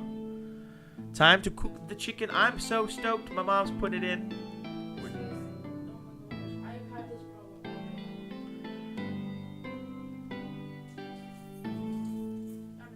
Okay. Bye. Okay, love you. Bye. Have fun with the kittens. Give the Dark Lady ink spill my love. We're naming the kitten Dark Lady ink spill. The Dark Lady ink spill. Sorry. Because I feel like cats should always have funny names. So when I tell the vet their name, it'll be the Dark Lady Inkspill. And that's what they're going to refer to her as. Because they have a policy of using an animal's first name. And I'm going to make them regret that decision. Josh and I always said that if one of us gets a Chihuahua, the name of it will be Archeon, the ever-chosen herald of the end times. Destroyer of worlds, champion of chaos. Boys and girls, the autistic wizard's birthday tomorrow. No, it's not, actually. It's funny, though.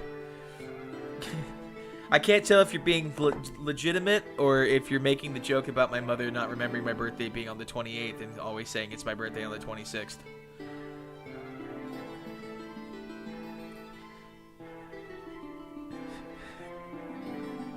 It is my birthday on Saturday, though. Wait. Yes.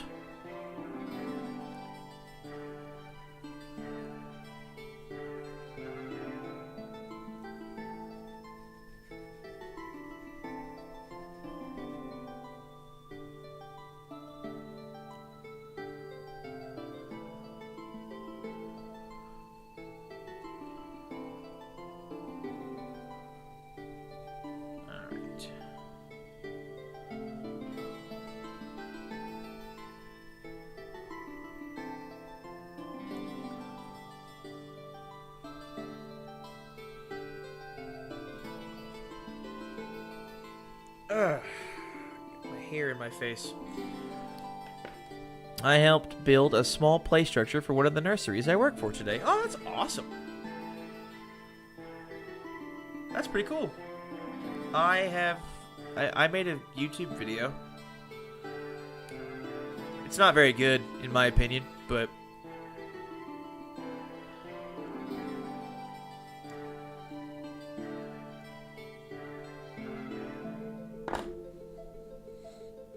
that's all I got. But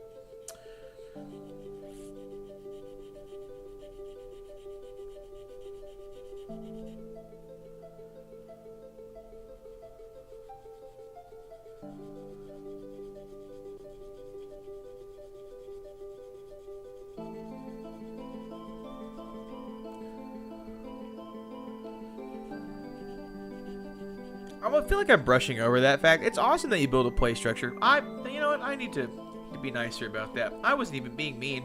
I just didn't have much to follow up with on that, but it is cool. I'm glad you did that. I feel like if everybody did, you know, one nice thing for society every day, the world would be a much better place.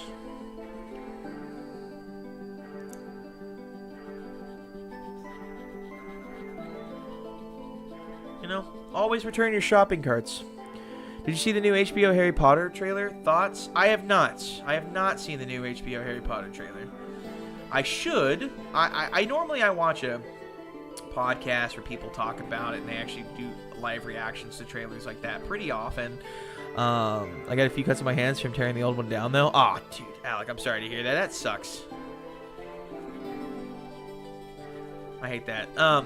I normally watch like a pop culture trailer that reacts to stuff like that podcast that reacts to stuff like that pretty frequently. Haven't had a chance to watch them today. I've been a little busy. I don't know how I feel about the casting of Snape. I feel like Adam Driver would have been a perfect role for him. I do think it fundamentally changes the character arc for Snape though, because I don't know what we're gonna do when we see, you know, Harry's dad and his best friend string Snape up in a tree. I feel like that changes things in a very odd way. But Jonathan Lithgow playing Dumbledore, it sounds awesome. It'll probably be the last role he ever does, you know, in his life, but I think that's like near perfect casting. Although I do think I say near perfect because I think it would have been better if it was played by a British actor than an American actor. But Jonathan Lithgow is really good, so you know, we'll see. We'll see. I'm not a huge Harry Potter nerd, but I know people who are, and I'm willing to give it a shot. I watched some of the movies. I also asked a lot of annoying questions watching some of those movies with some people that told me they're never going to watch Harry Potter movies with me again. It was the Order of the Phoenix that got me. I'm being honest with you. I was asking questions like, why is Harry Potter running back in there when he could just run away? They're after him after all, and all that kind of stuff. Questions I'm sure the books answered. My mom used to read me the books, weirdly enough, when I was a little kid. But I think we got up to the third one before we stopped. I miss childhood bedtime. Story time at bed was always the best. It looks good. I'll have to check it out. I'll probably check it out after stream. I'll have to I'll have to send my boy Josh to do some investigating for me. I might have to have him shoot a text message while I'm streaming because I gotta know where my head boy's at. I will have to stop at around 5 p.m. Central Time. I have a friend of mine who's watching the animals for me when we go out of town, when we leave the state in May, and he's coming over because this weekend my wife and I were going out of town. We're just going to get away from the city for a while, just for a few days for my birthday, which I think will be fun. The problem is that he's taking care of our animals, so he needs to know how to feed them over the weekend, so that way he can do it properly when May rolls around. And so he's coming over, and I got to show him how to do that because there's a whole process to it. You can't just feed chinchillas. There's a process to feeding chinchillas. I didn't know this until I owned chinchillas, and I never wanted to own chinchillas, but I got married, and my wife owns chinchillas.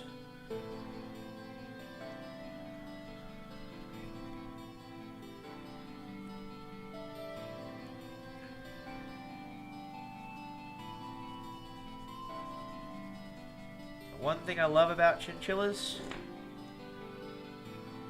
I'm sure I can think of something.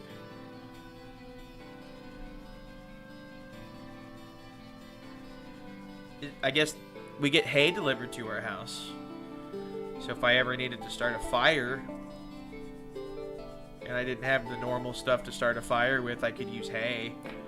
I guess that's a thing.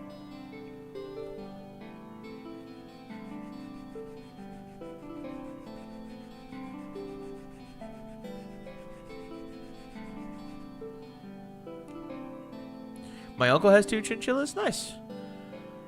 So in addition to dinner, I need to read you a bedtime story?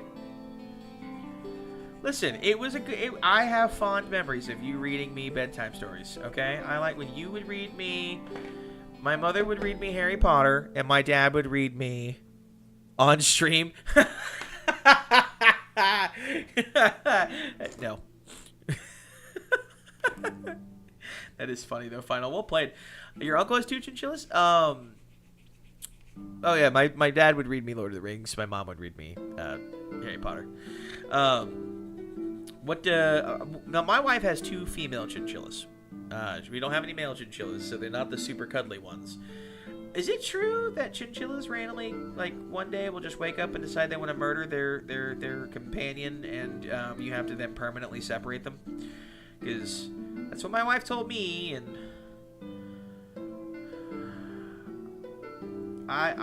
it just seems weird.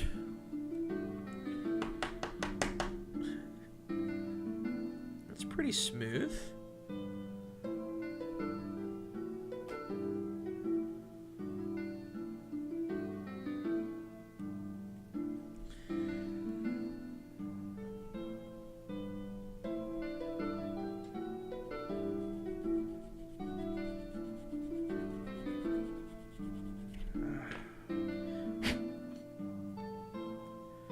That's better, I think. This is hard. I know that's the thing for married couples. Yeah, I've heard that too.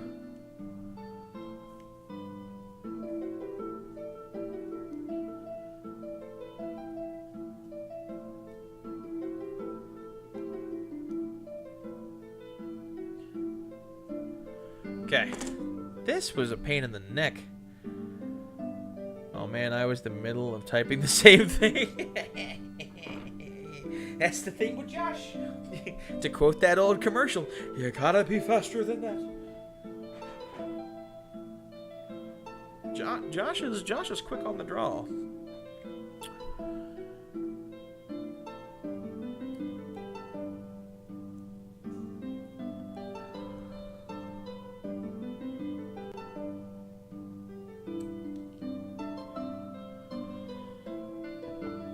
Some of the mold lines on this are a little on the egregious side.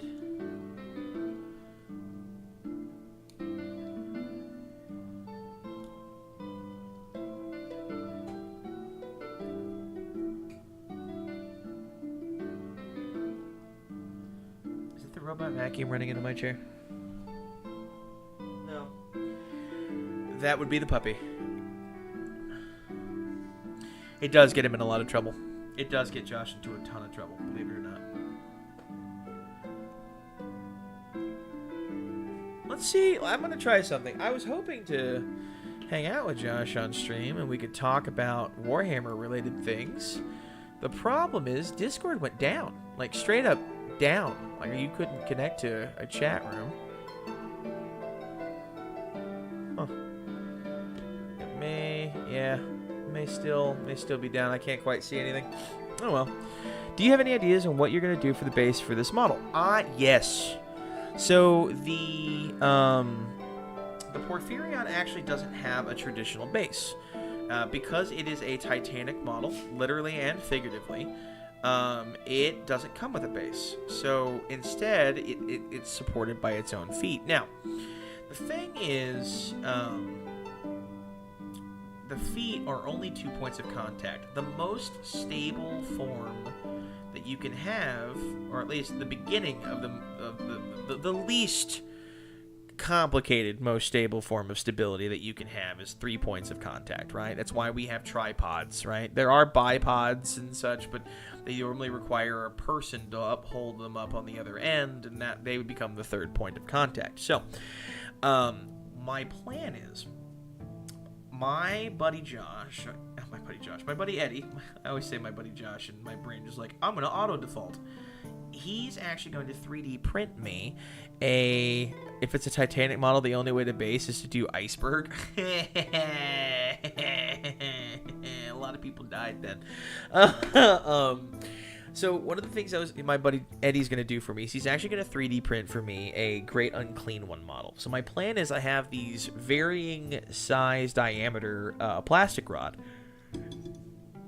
Normally, this plastic rod can actually be used with plastic glue, but my plan is I'm going to use this plastic rod because this is the perfect diameter to go over the tip of that barrel, so it's going to be shooting a laser blast. Now, I've got some oil-based white paint that I'm going to thin down with mineral spirit, and I'm going to prime this and cover this in that oil-based paint.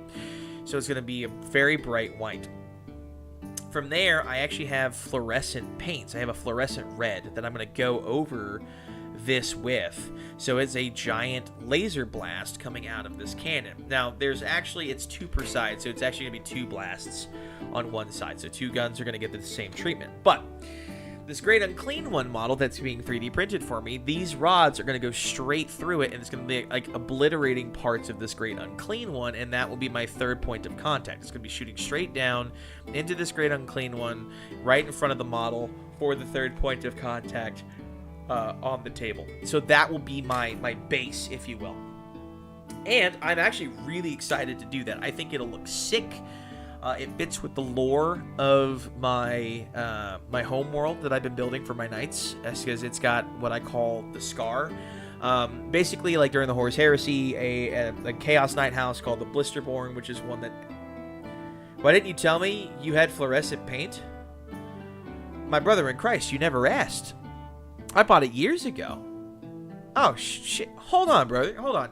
Give me 2 seconds. Actually, give me more than 2 seconds. I have to walk across the house. 1 sec.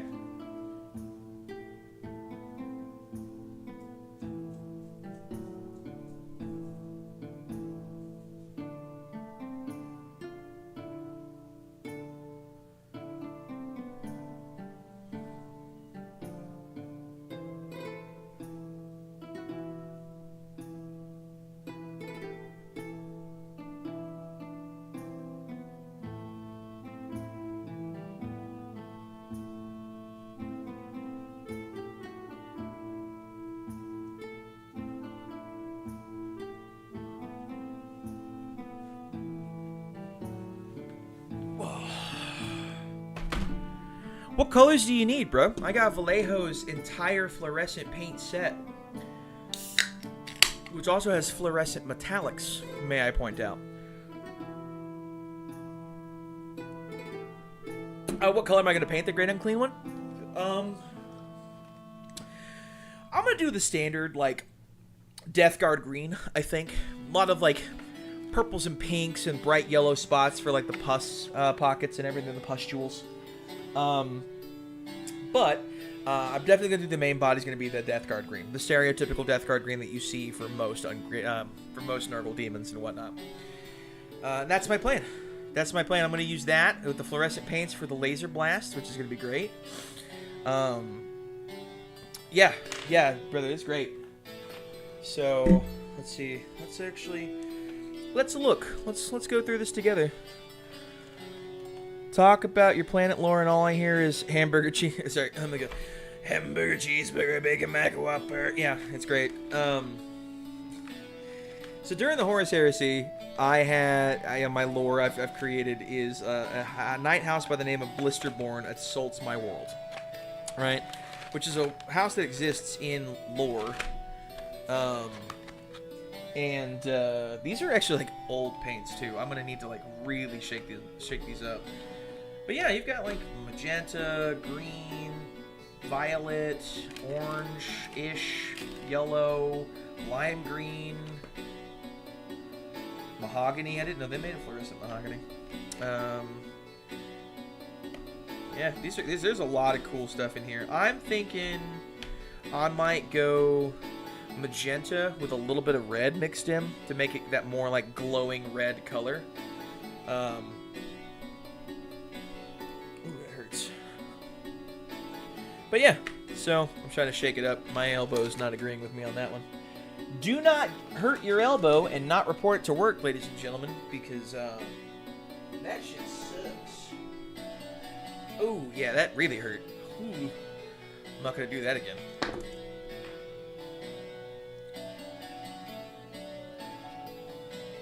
What else can we talk about? Oh yeah, so yeah, Blisterborn attacks, and like they opened up a warp rift on the planet, and it's an unstable warp rift that took a massive chunk of the planet with it.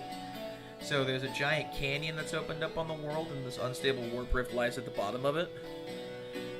You did it with purple with pink guts. You know what? I'm starting to sense a theme with you, Alec. Someone looks like they look like a lot of purple, and you know what? Purple's a great color. My wife's favorite color is purple. So, no shame. But yeah, so this is unstable warp rift that occasionally opens up, and Chaos Knights, and it's opened up to Nurgle's domain, because Blisterborn is canonically a Nurgle-aligned night house. And occasionally a blighted crusade gets declared and demons come pouring through, so I have my knights watch this scar permanently. And that's why there's a great unclean one. Your favorite color is purple too, Final? It's a good, or is your wife's favorite color purple? Either way, that's dope.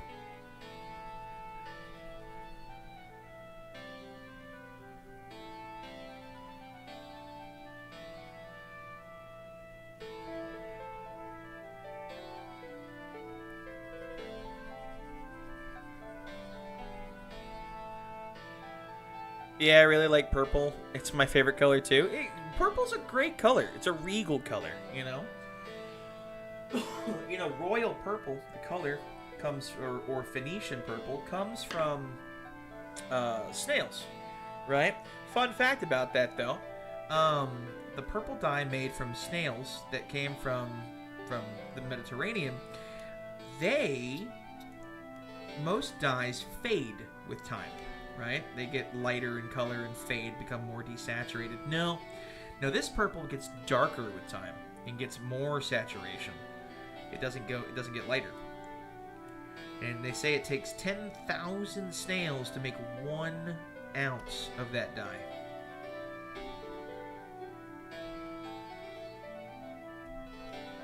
Also, the process to make it's pretty freaking brutal. You gotta crush all those snails and let them rot a little bit, and then you get that color. Blue. Oh, Discord's up because I just heard my dad. Oh. Mic off. Mic on. Hello, Dad. I am currently streaming, and I wasn't aware Discord was up because it went down earlier. Like, straight up failed. So, hey, Josh, Discord's up. Say hello to everybody, including your wife. Hello, everybody. But I'll leave you to it. Your stream. You're good, Dad. We're just shooting the breeze, hanging out. That's all it is, and it's final in my usual customers. What you up to? Just busy preparing for somebody's birthday dinner. Indeed. I need... Ed Boy is going to be showing up here soon to feed the animals, I hope.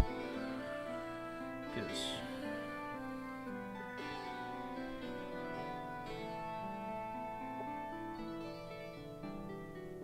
tomorrow I'm going to have lunch with my granddad, and I think that purple dye that comes from snails is worth 3 times its weight in gold. Yeah. Because it takes a lot of work to make it, and it takes a long time.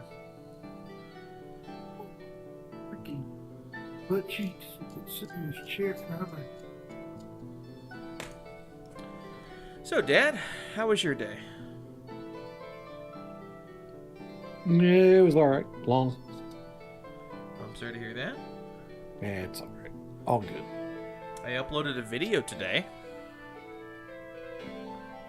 The rant. You know what? A little less ranty. More information came out this morning, and I had to completely redo it because with this more information, it does change quite a bit. So I ended up re-recording it. But yeah, it came out to just under 17 minutes today. Fantastic. I will have to check it out later. Indeed. What you up to now? Just got a Red Dead challenge done because, I'm a man of streaks. Respect the streak. That's fair. Streak in his pants. Battery low. Streak on This him. is really Yep. annoying. Yep. Streaks are for video games, not underwear, Josh. Oh, Trying to That's what it is. file a ball is annoying because I'm trying to keep Also- the shape. Sprinkles are for winners, but also not in your pants. Words to live I by, sprinkled everybody. in my pants. Words to Yep. live by. But what if I've sprinkled in my pants, Gary? Are you a winner? Then you're not winning. You need to fix that so you can get back to winning. You sprinkled in your pants. You're not a winner. You're a wiener. No, I sprinkled in my pants and it went down my knee. I stand by. Probably what I should said. have that looked at. Yep. Great. I'm behind because your wife and sister called. Were they talking about kittens? Are you guys doing a Spoiler family alert. Adepticon watch party? I would love to. I don't know that anyone else is interested, and my wife says I need to get her home by a reasonable time because she has to work early tomorrow. So we may be coming home, and then I'm watching it, but you know what? If anyone else is on, I can live stream while doing it. Can you live stream a YouTube live stream? Is that illegal? Is that a crime?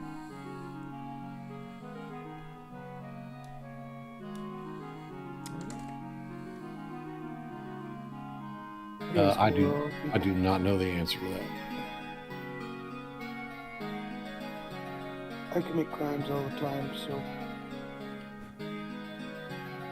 Well, the real crime is how good looking you are. no I know crimes that's right.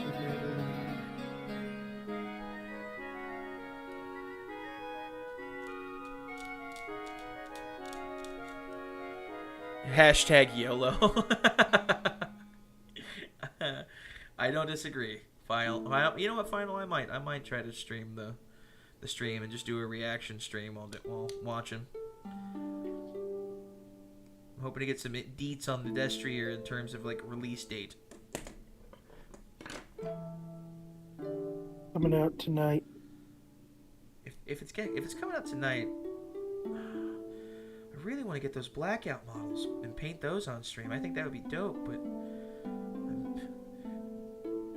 I'm not gonna not get them.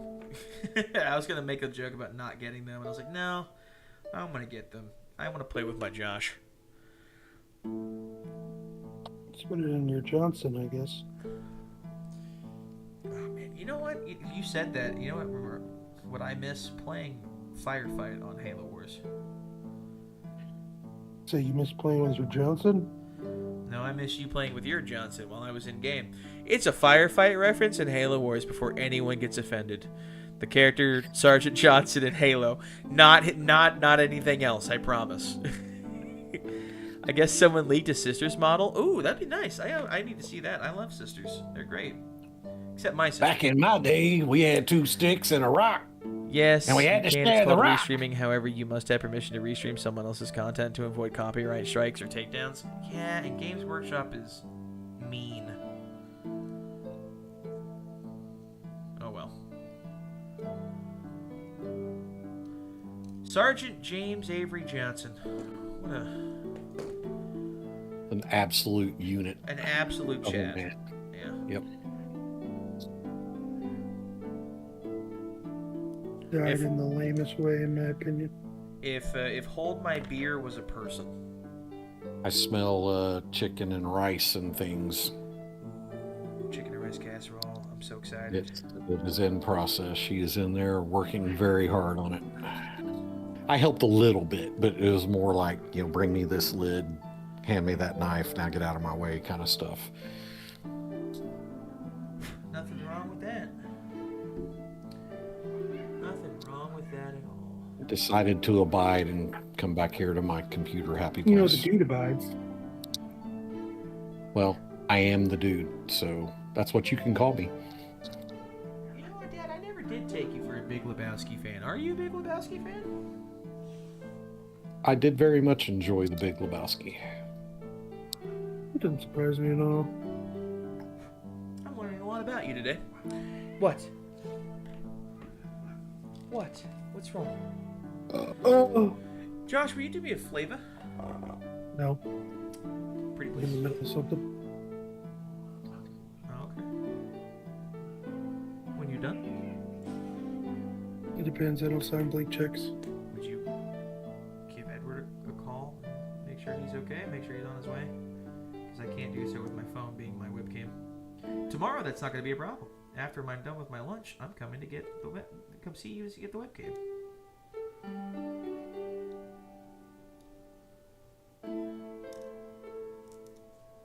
Trying to get this piece of silicone. Edward! Are you headed to Zach's house? What's your ETA?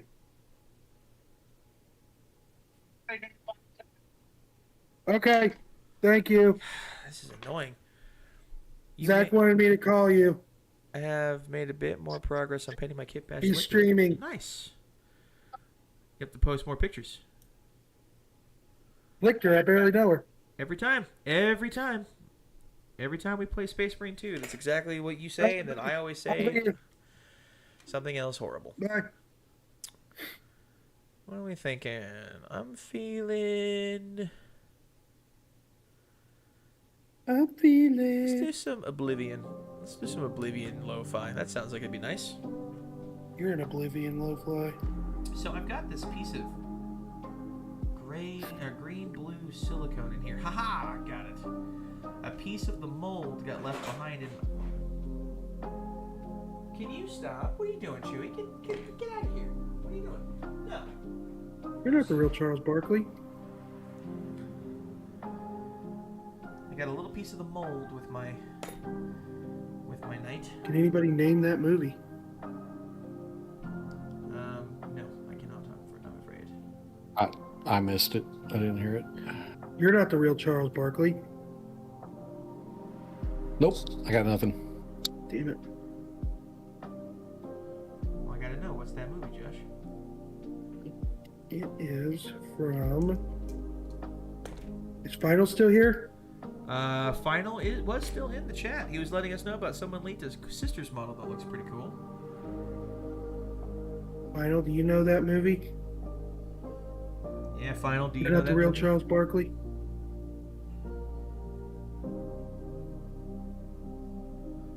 Husband, I cannot lift this pan. Hep. It's to you, Dad. Mom's calling for Yeah. Hep. He goes, uh-oh. You probably put him on the spot. Don't Google search it. Uh-oh. He's Google search it. I can feel it. Another version of you? You can feel it? I am the worst movie person, haha. That would be Space Jam. The first one? The only one that we The one where Lola Bunny made a lot of adolescent boys question whether or not cartoons were attractive? Nice. It's the part where Charles Barkley goes to the local basketball court, tries to play basketball after he had his power stolen. That girl goes, "You're not the real Charles Barkley. You're just a guy that looks like him." Oh, okay.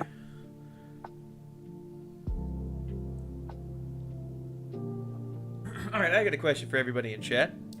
Very, very important question. Alright, who wins in a fight? Okay? We're gonna Josh wins. Josh wins in a fight. Alright, Josh, who wins in a fight? You or Rogaldorn? Me. You're just built different? Robaldorn would be too focused on trying to figure out the best way to beat me. And by the time he would have counted out and lost himself. How do you get past his defenses? They're impenetrable. How did he get past mine is the more important question. Well, It's a trick question because he didn't. why do I feel like this would just be like that stupid fight from Pokemon where it's Metapod versus whatever the Beedrill one is? Where everyone's just using Harden and that's it? The only thing using Harden around here.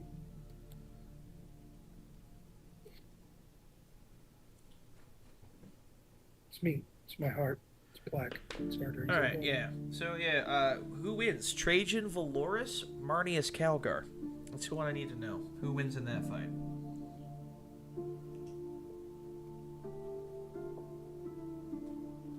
Walter Payton.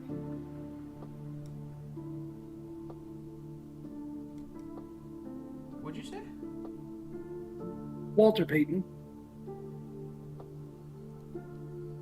Come on, man. Take the question seriously. There's so much shit on my desk. Trajan Valoris versus who? Marnius Calgar.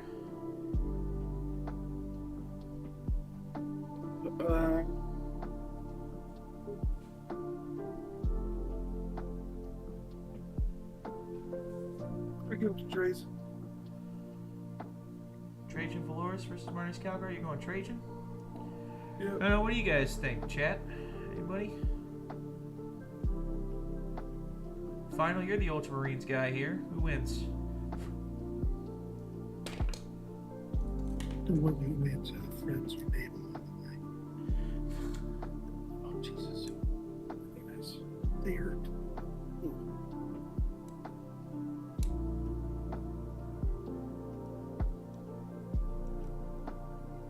Oh, no. Let's see.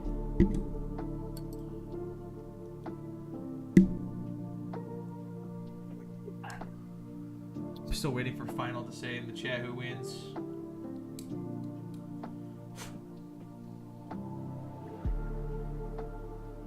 Oh. I got derailed thinking about Marnius Calgar in Marnius Calgar armor meme. Yeah, that is funny. I have to admit. The Marnius Calgar memes are pretty freaking funny. I have to admit. Alright. I have one cleaned out crotch trench, everybody. You're welcome.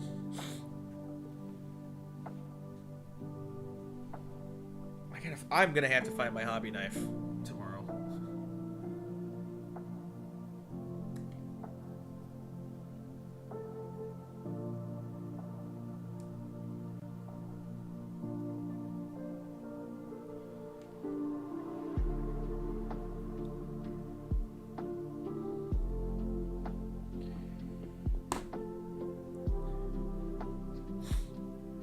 Okay, Lamenters versus a 2-year-old crying toddler. Who wins?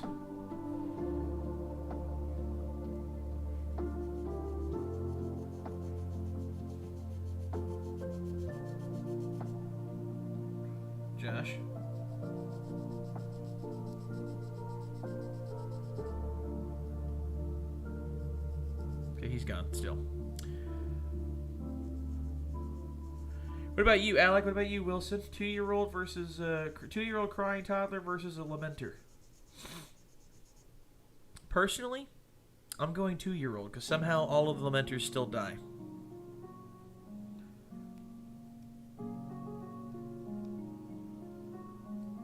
Ooh, that's a tough one.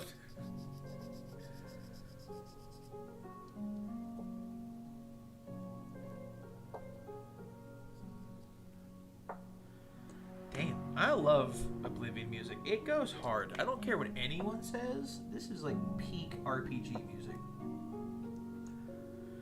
The 2-year-old crying child knowing the lamenter's luck. Exactly. Exactly. That's exactly my point. Somehow, the lamenters all still die.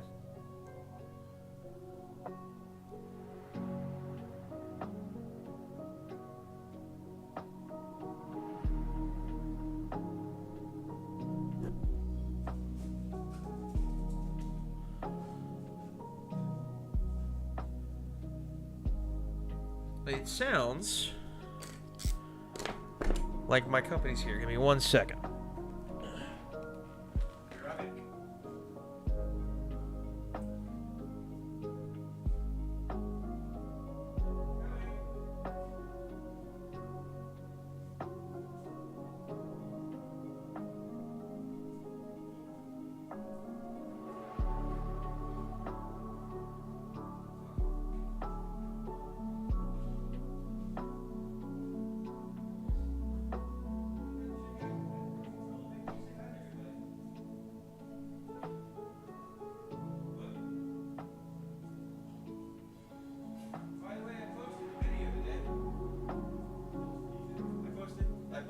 My not quite rant video, yeah.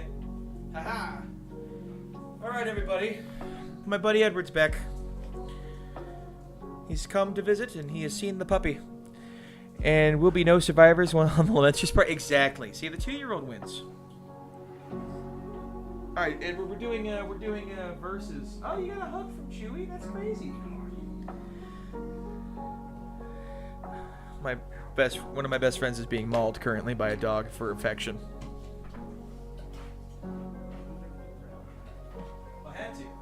I had to get a hobby desk in here. Edward, I have a question for you. Oh, by the way, Final says hello. Hello there. He says hello there. Of course I know him. He's me.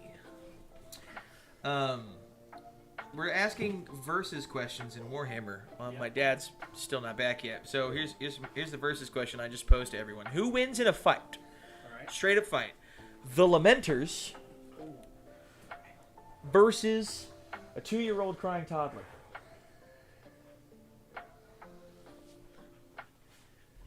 The consensus so far is that the Lamenters all die and the 2-year-old comes out on top. 2-year-old wins because he's complaining while the Lamenters take it. Gotcha. See the 2-year. Okay. All right, that makes sense. Okay. Puppy trying to nip me.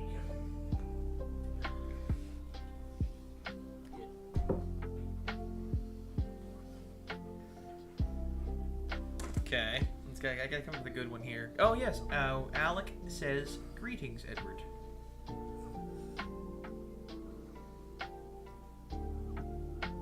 I spelled it wrong.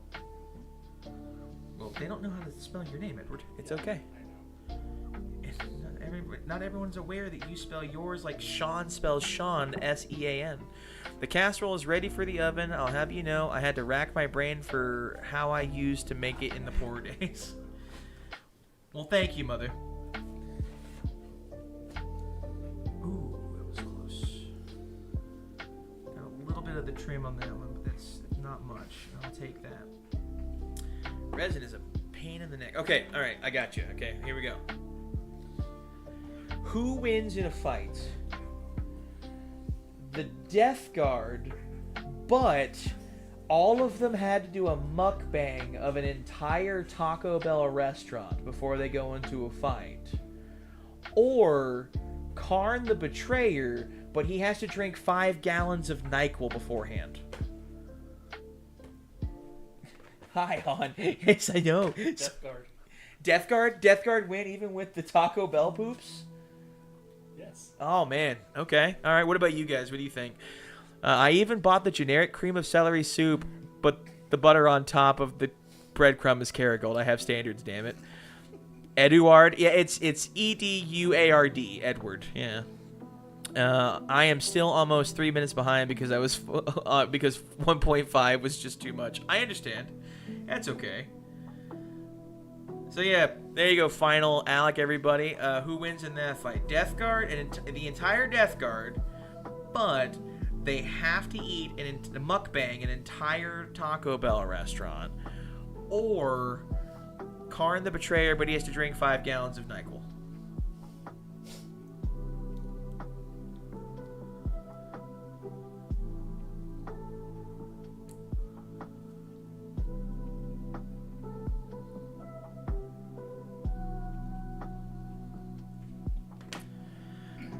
Waiting on some responses on that one.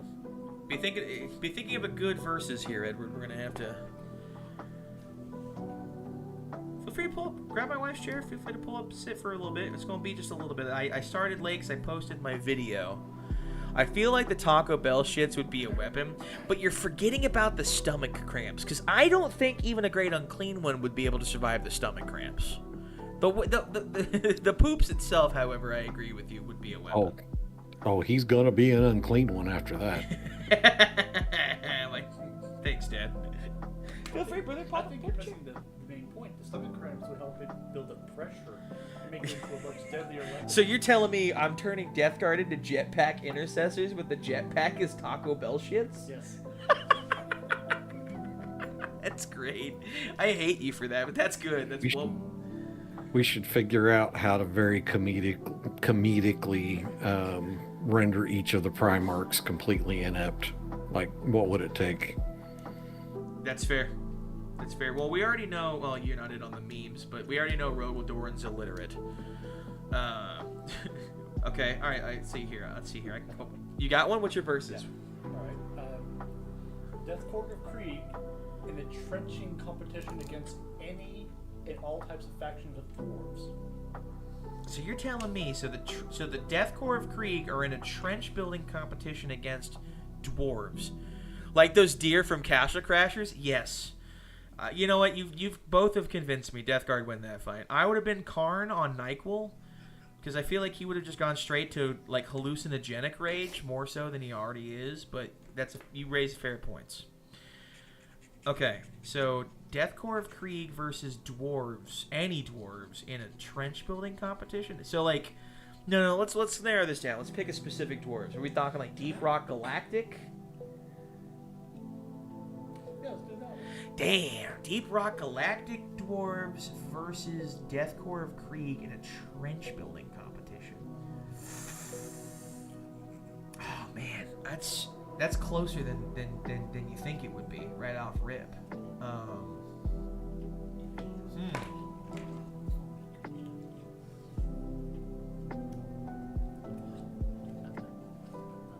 Okay.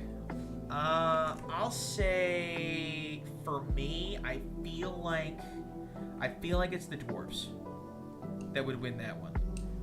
I know the Krieg have their troop transport digger that's got drills on the front of it and whatnot, but I feel like the dwarves win out on the trench building. Okay. But that's good. That's a good one. What do you guys think? Curious what Final and Alec or anyone will say. Damn, this shim does not want to come out. Husband, when the oven beeps, would you put the casserole in, please? From Zan Wild. Well, this is a new dynamic, isn't it? The family group chat in the stream chat is hilarious to me. Edward, I got a hate comment today. Oh, you did? Yeah, Final's pretty sure it might be AI, because it literally someone or a bot, because literally someone said cringe AI on my stream. Han, behave. Well, he knows better than the paw. I missed the scenario. Okay, so the scenario is this, right? Who wins in a trench building competition? The Death Corps of Krieg or the dwarves from Deep Rock Galactic? and I went with dwarves personally. It's like you can't stop. They got the digger. They got the digger guy, right? Who's got the drills for hands, and he can sprint and drill at the same time. Right. They don't run on faith. They run on power and energy. Yeah. They drive through in spite of themselves. Look, I feel like the dwarves get the advantage, right? Because they got sure, like the Creek have the tunneler thing, but that's not going to build them a trench, and it runs on fuel too. So I feel like the dwarves have the advantage initially, and then like, what do the dwarves have the ability to call in resupply like they do in game? I'll give them that advantage. Oh, you never played Deep Rock Galactic? Okay, so if the dwarves have the ability to call it in, it's the dwarves all day. I don't care what you say, what anyone says, it's the dwarves all day. Krieg lose that fight. Now, when it comes to melee combat, the Krieg win. They have the shovel. That's a good one, though. That's a good one. Okay, fine. So Final hasn't played Deep Rock. I understand. You're wrong, but I understand. Alright, okay. What? Porphyrion is resin. Yeah, it's a Forge World model. Okay, alright. Let's see here.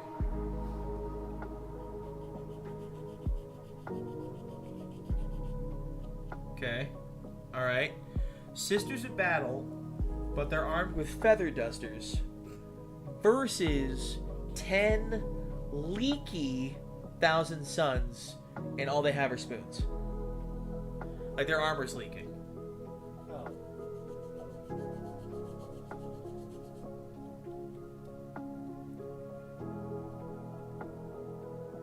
So an entire like 1,000 Sisters of Battle, and they have feather dusters and only feather dusters, or 10,000 Suns.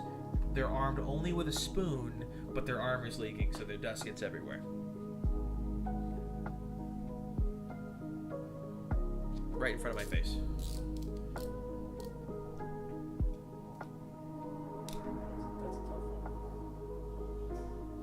Feather dusters make slow leaking magical dust. The question is, how many thousand suns, or how many Sisters of Battle? The sisters would probably get some miracle. You're not wrong, but the question is, how many sisters would die to the 1,000 suns armed with a spoon? Like, how many sisters do they kill? Right? I don't know. I feel like versus 1,000 sisters, like the space marines are fast. Yeah. Oh, sisters. Final vote, sisters. I'd probably go with sisters as well. Yeah. Okay. See, I'm on the fence on this one, but I'm gonna go 1,000 suns just to be a contrarian.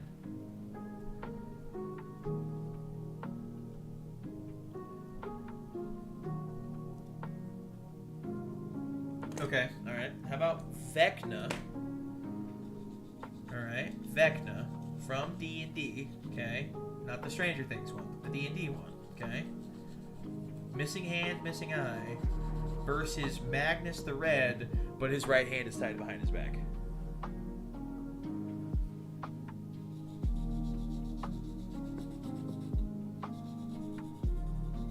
Magnus. Yeah, I gotta go with Magnus on that one.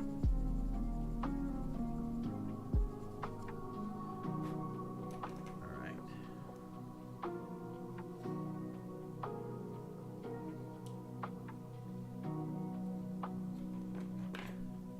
You haven't played D&D, Alec? That's fine. Vecna is a lich, which means if they die, they don't die. They reincarnate essentially because their soul is placed in a container called a phylactery. So in order to kill a lich, you have to find their phylactery and destroy it, which is what houses their soul, right? But Vecna is a lich that's so powerful, he ascended to godhood, but he famously has one eye and one hand. He's missing his right hand, and he's missing his left eye. I'm pretty sure that's right. I think it's the left eye and the right hand. And Magnus the Red, obviously being Cyclopean because he's missing his left eye, I think. So the joke being that they're basically the same person because One's just a D&D version of another.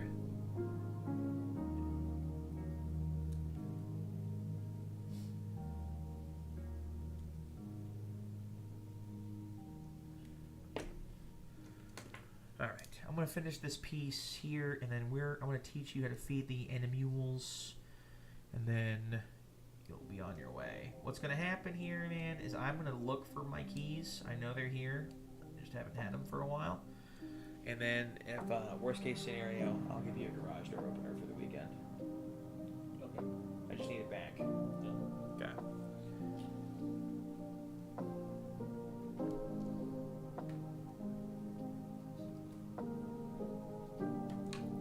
What?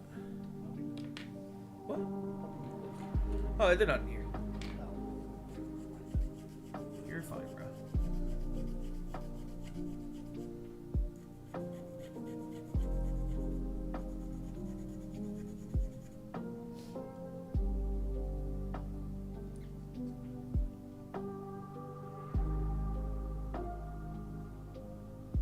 So are you staying the night over the weekend? Or are you staying over here over the day and then locking them up at night? It's fine either way. I'm going to lock them up at night and come in at the time I'm going to be fed. It's 4:30 in the morning. I'm at the 4:30 anyways. I mean, as do I, but they get fed at 4:30. Okay, we'll get that early. Okay. Well, you can probably get here by if you can get here like if you can get here like 2 days. if you can get here by like 5, it's fine. Stop it. No, sir. He's being cute, but he's being a menace to society. Sorry, the puppy's being a menace to society, everybody. Actually, here, we'll show you. You're at an angle, I'm sorry, but those are my dogs, Chewy and Han. And hi. This is what he's been doing while I'm doing this. Power sword or power fist? Ooh, okay. Well, it depends. Like, in general, am I using them, or like, is it for like a specific job? Because if it's in general, I'm going power sword. But if it's a specific job, you can't discount a power fist. It may be the dumbest weapon ever, but it's pretty dope. Also, am I a Rogel Dorn successor? Because then it's definitely power fist.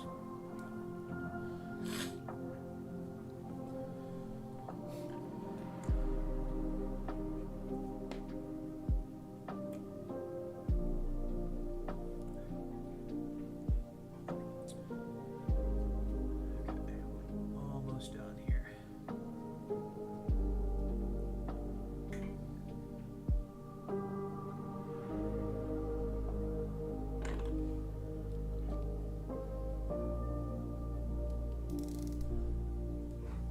Keep checking the chat, see if Final has a follow-up answer for me. I'll say this, my main weapon in Space Marine 2 is a power sword. I'm really good with it. It also makes a Taco Bell sound, which is hilarious. Oh, for a Terminator Sergeant, Power Fist. Power Fist.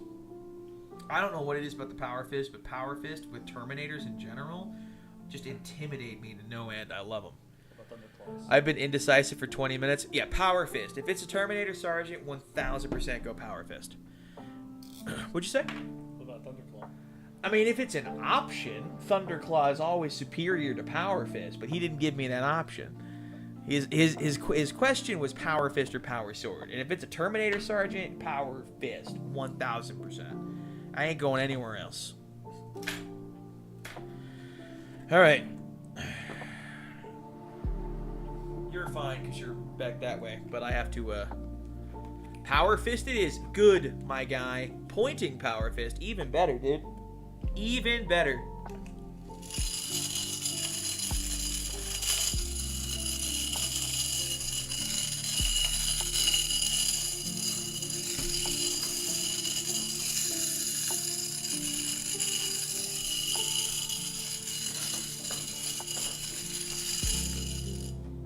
Okay.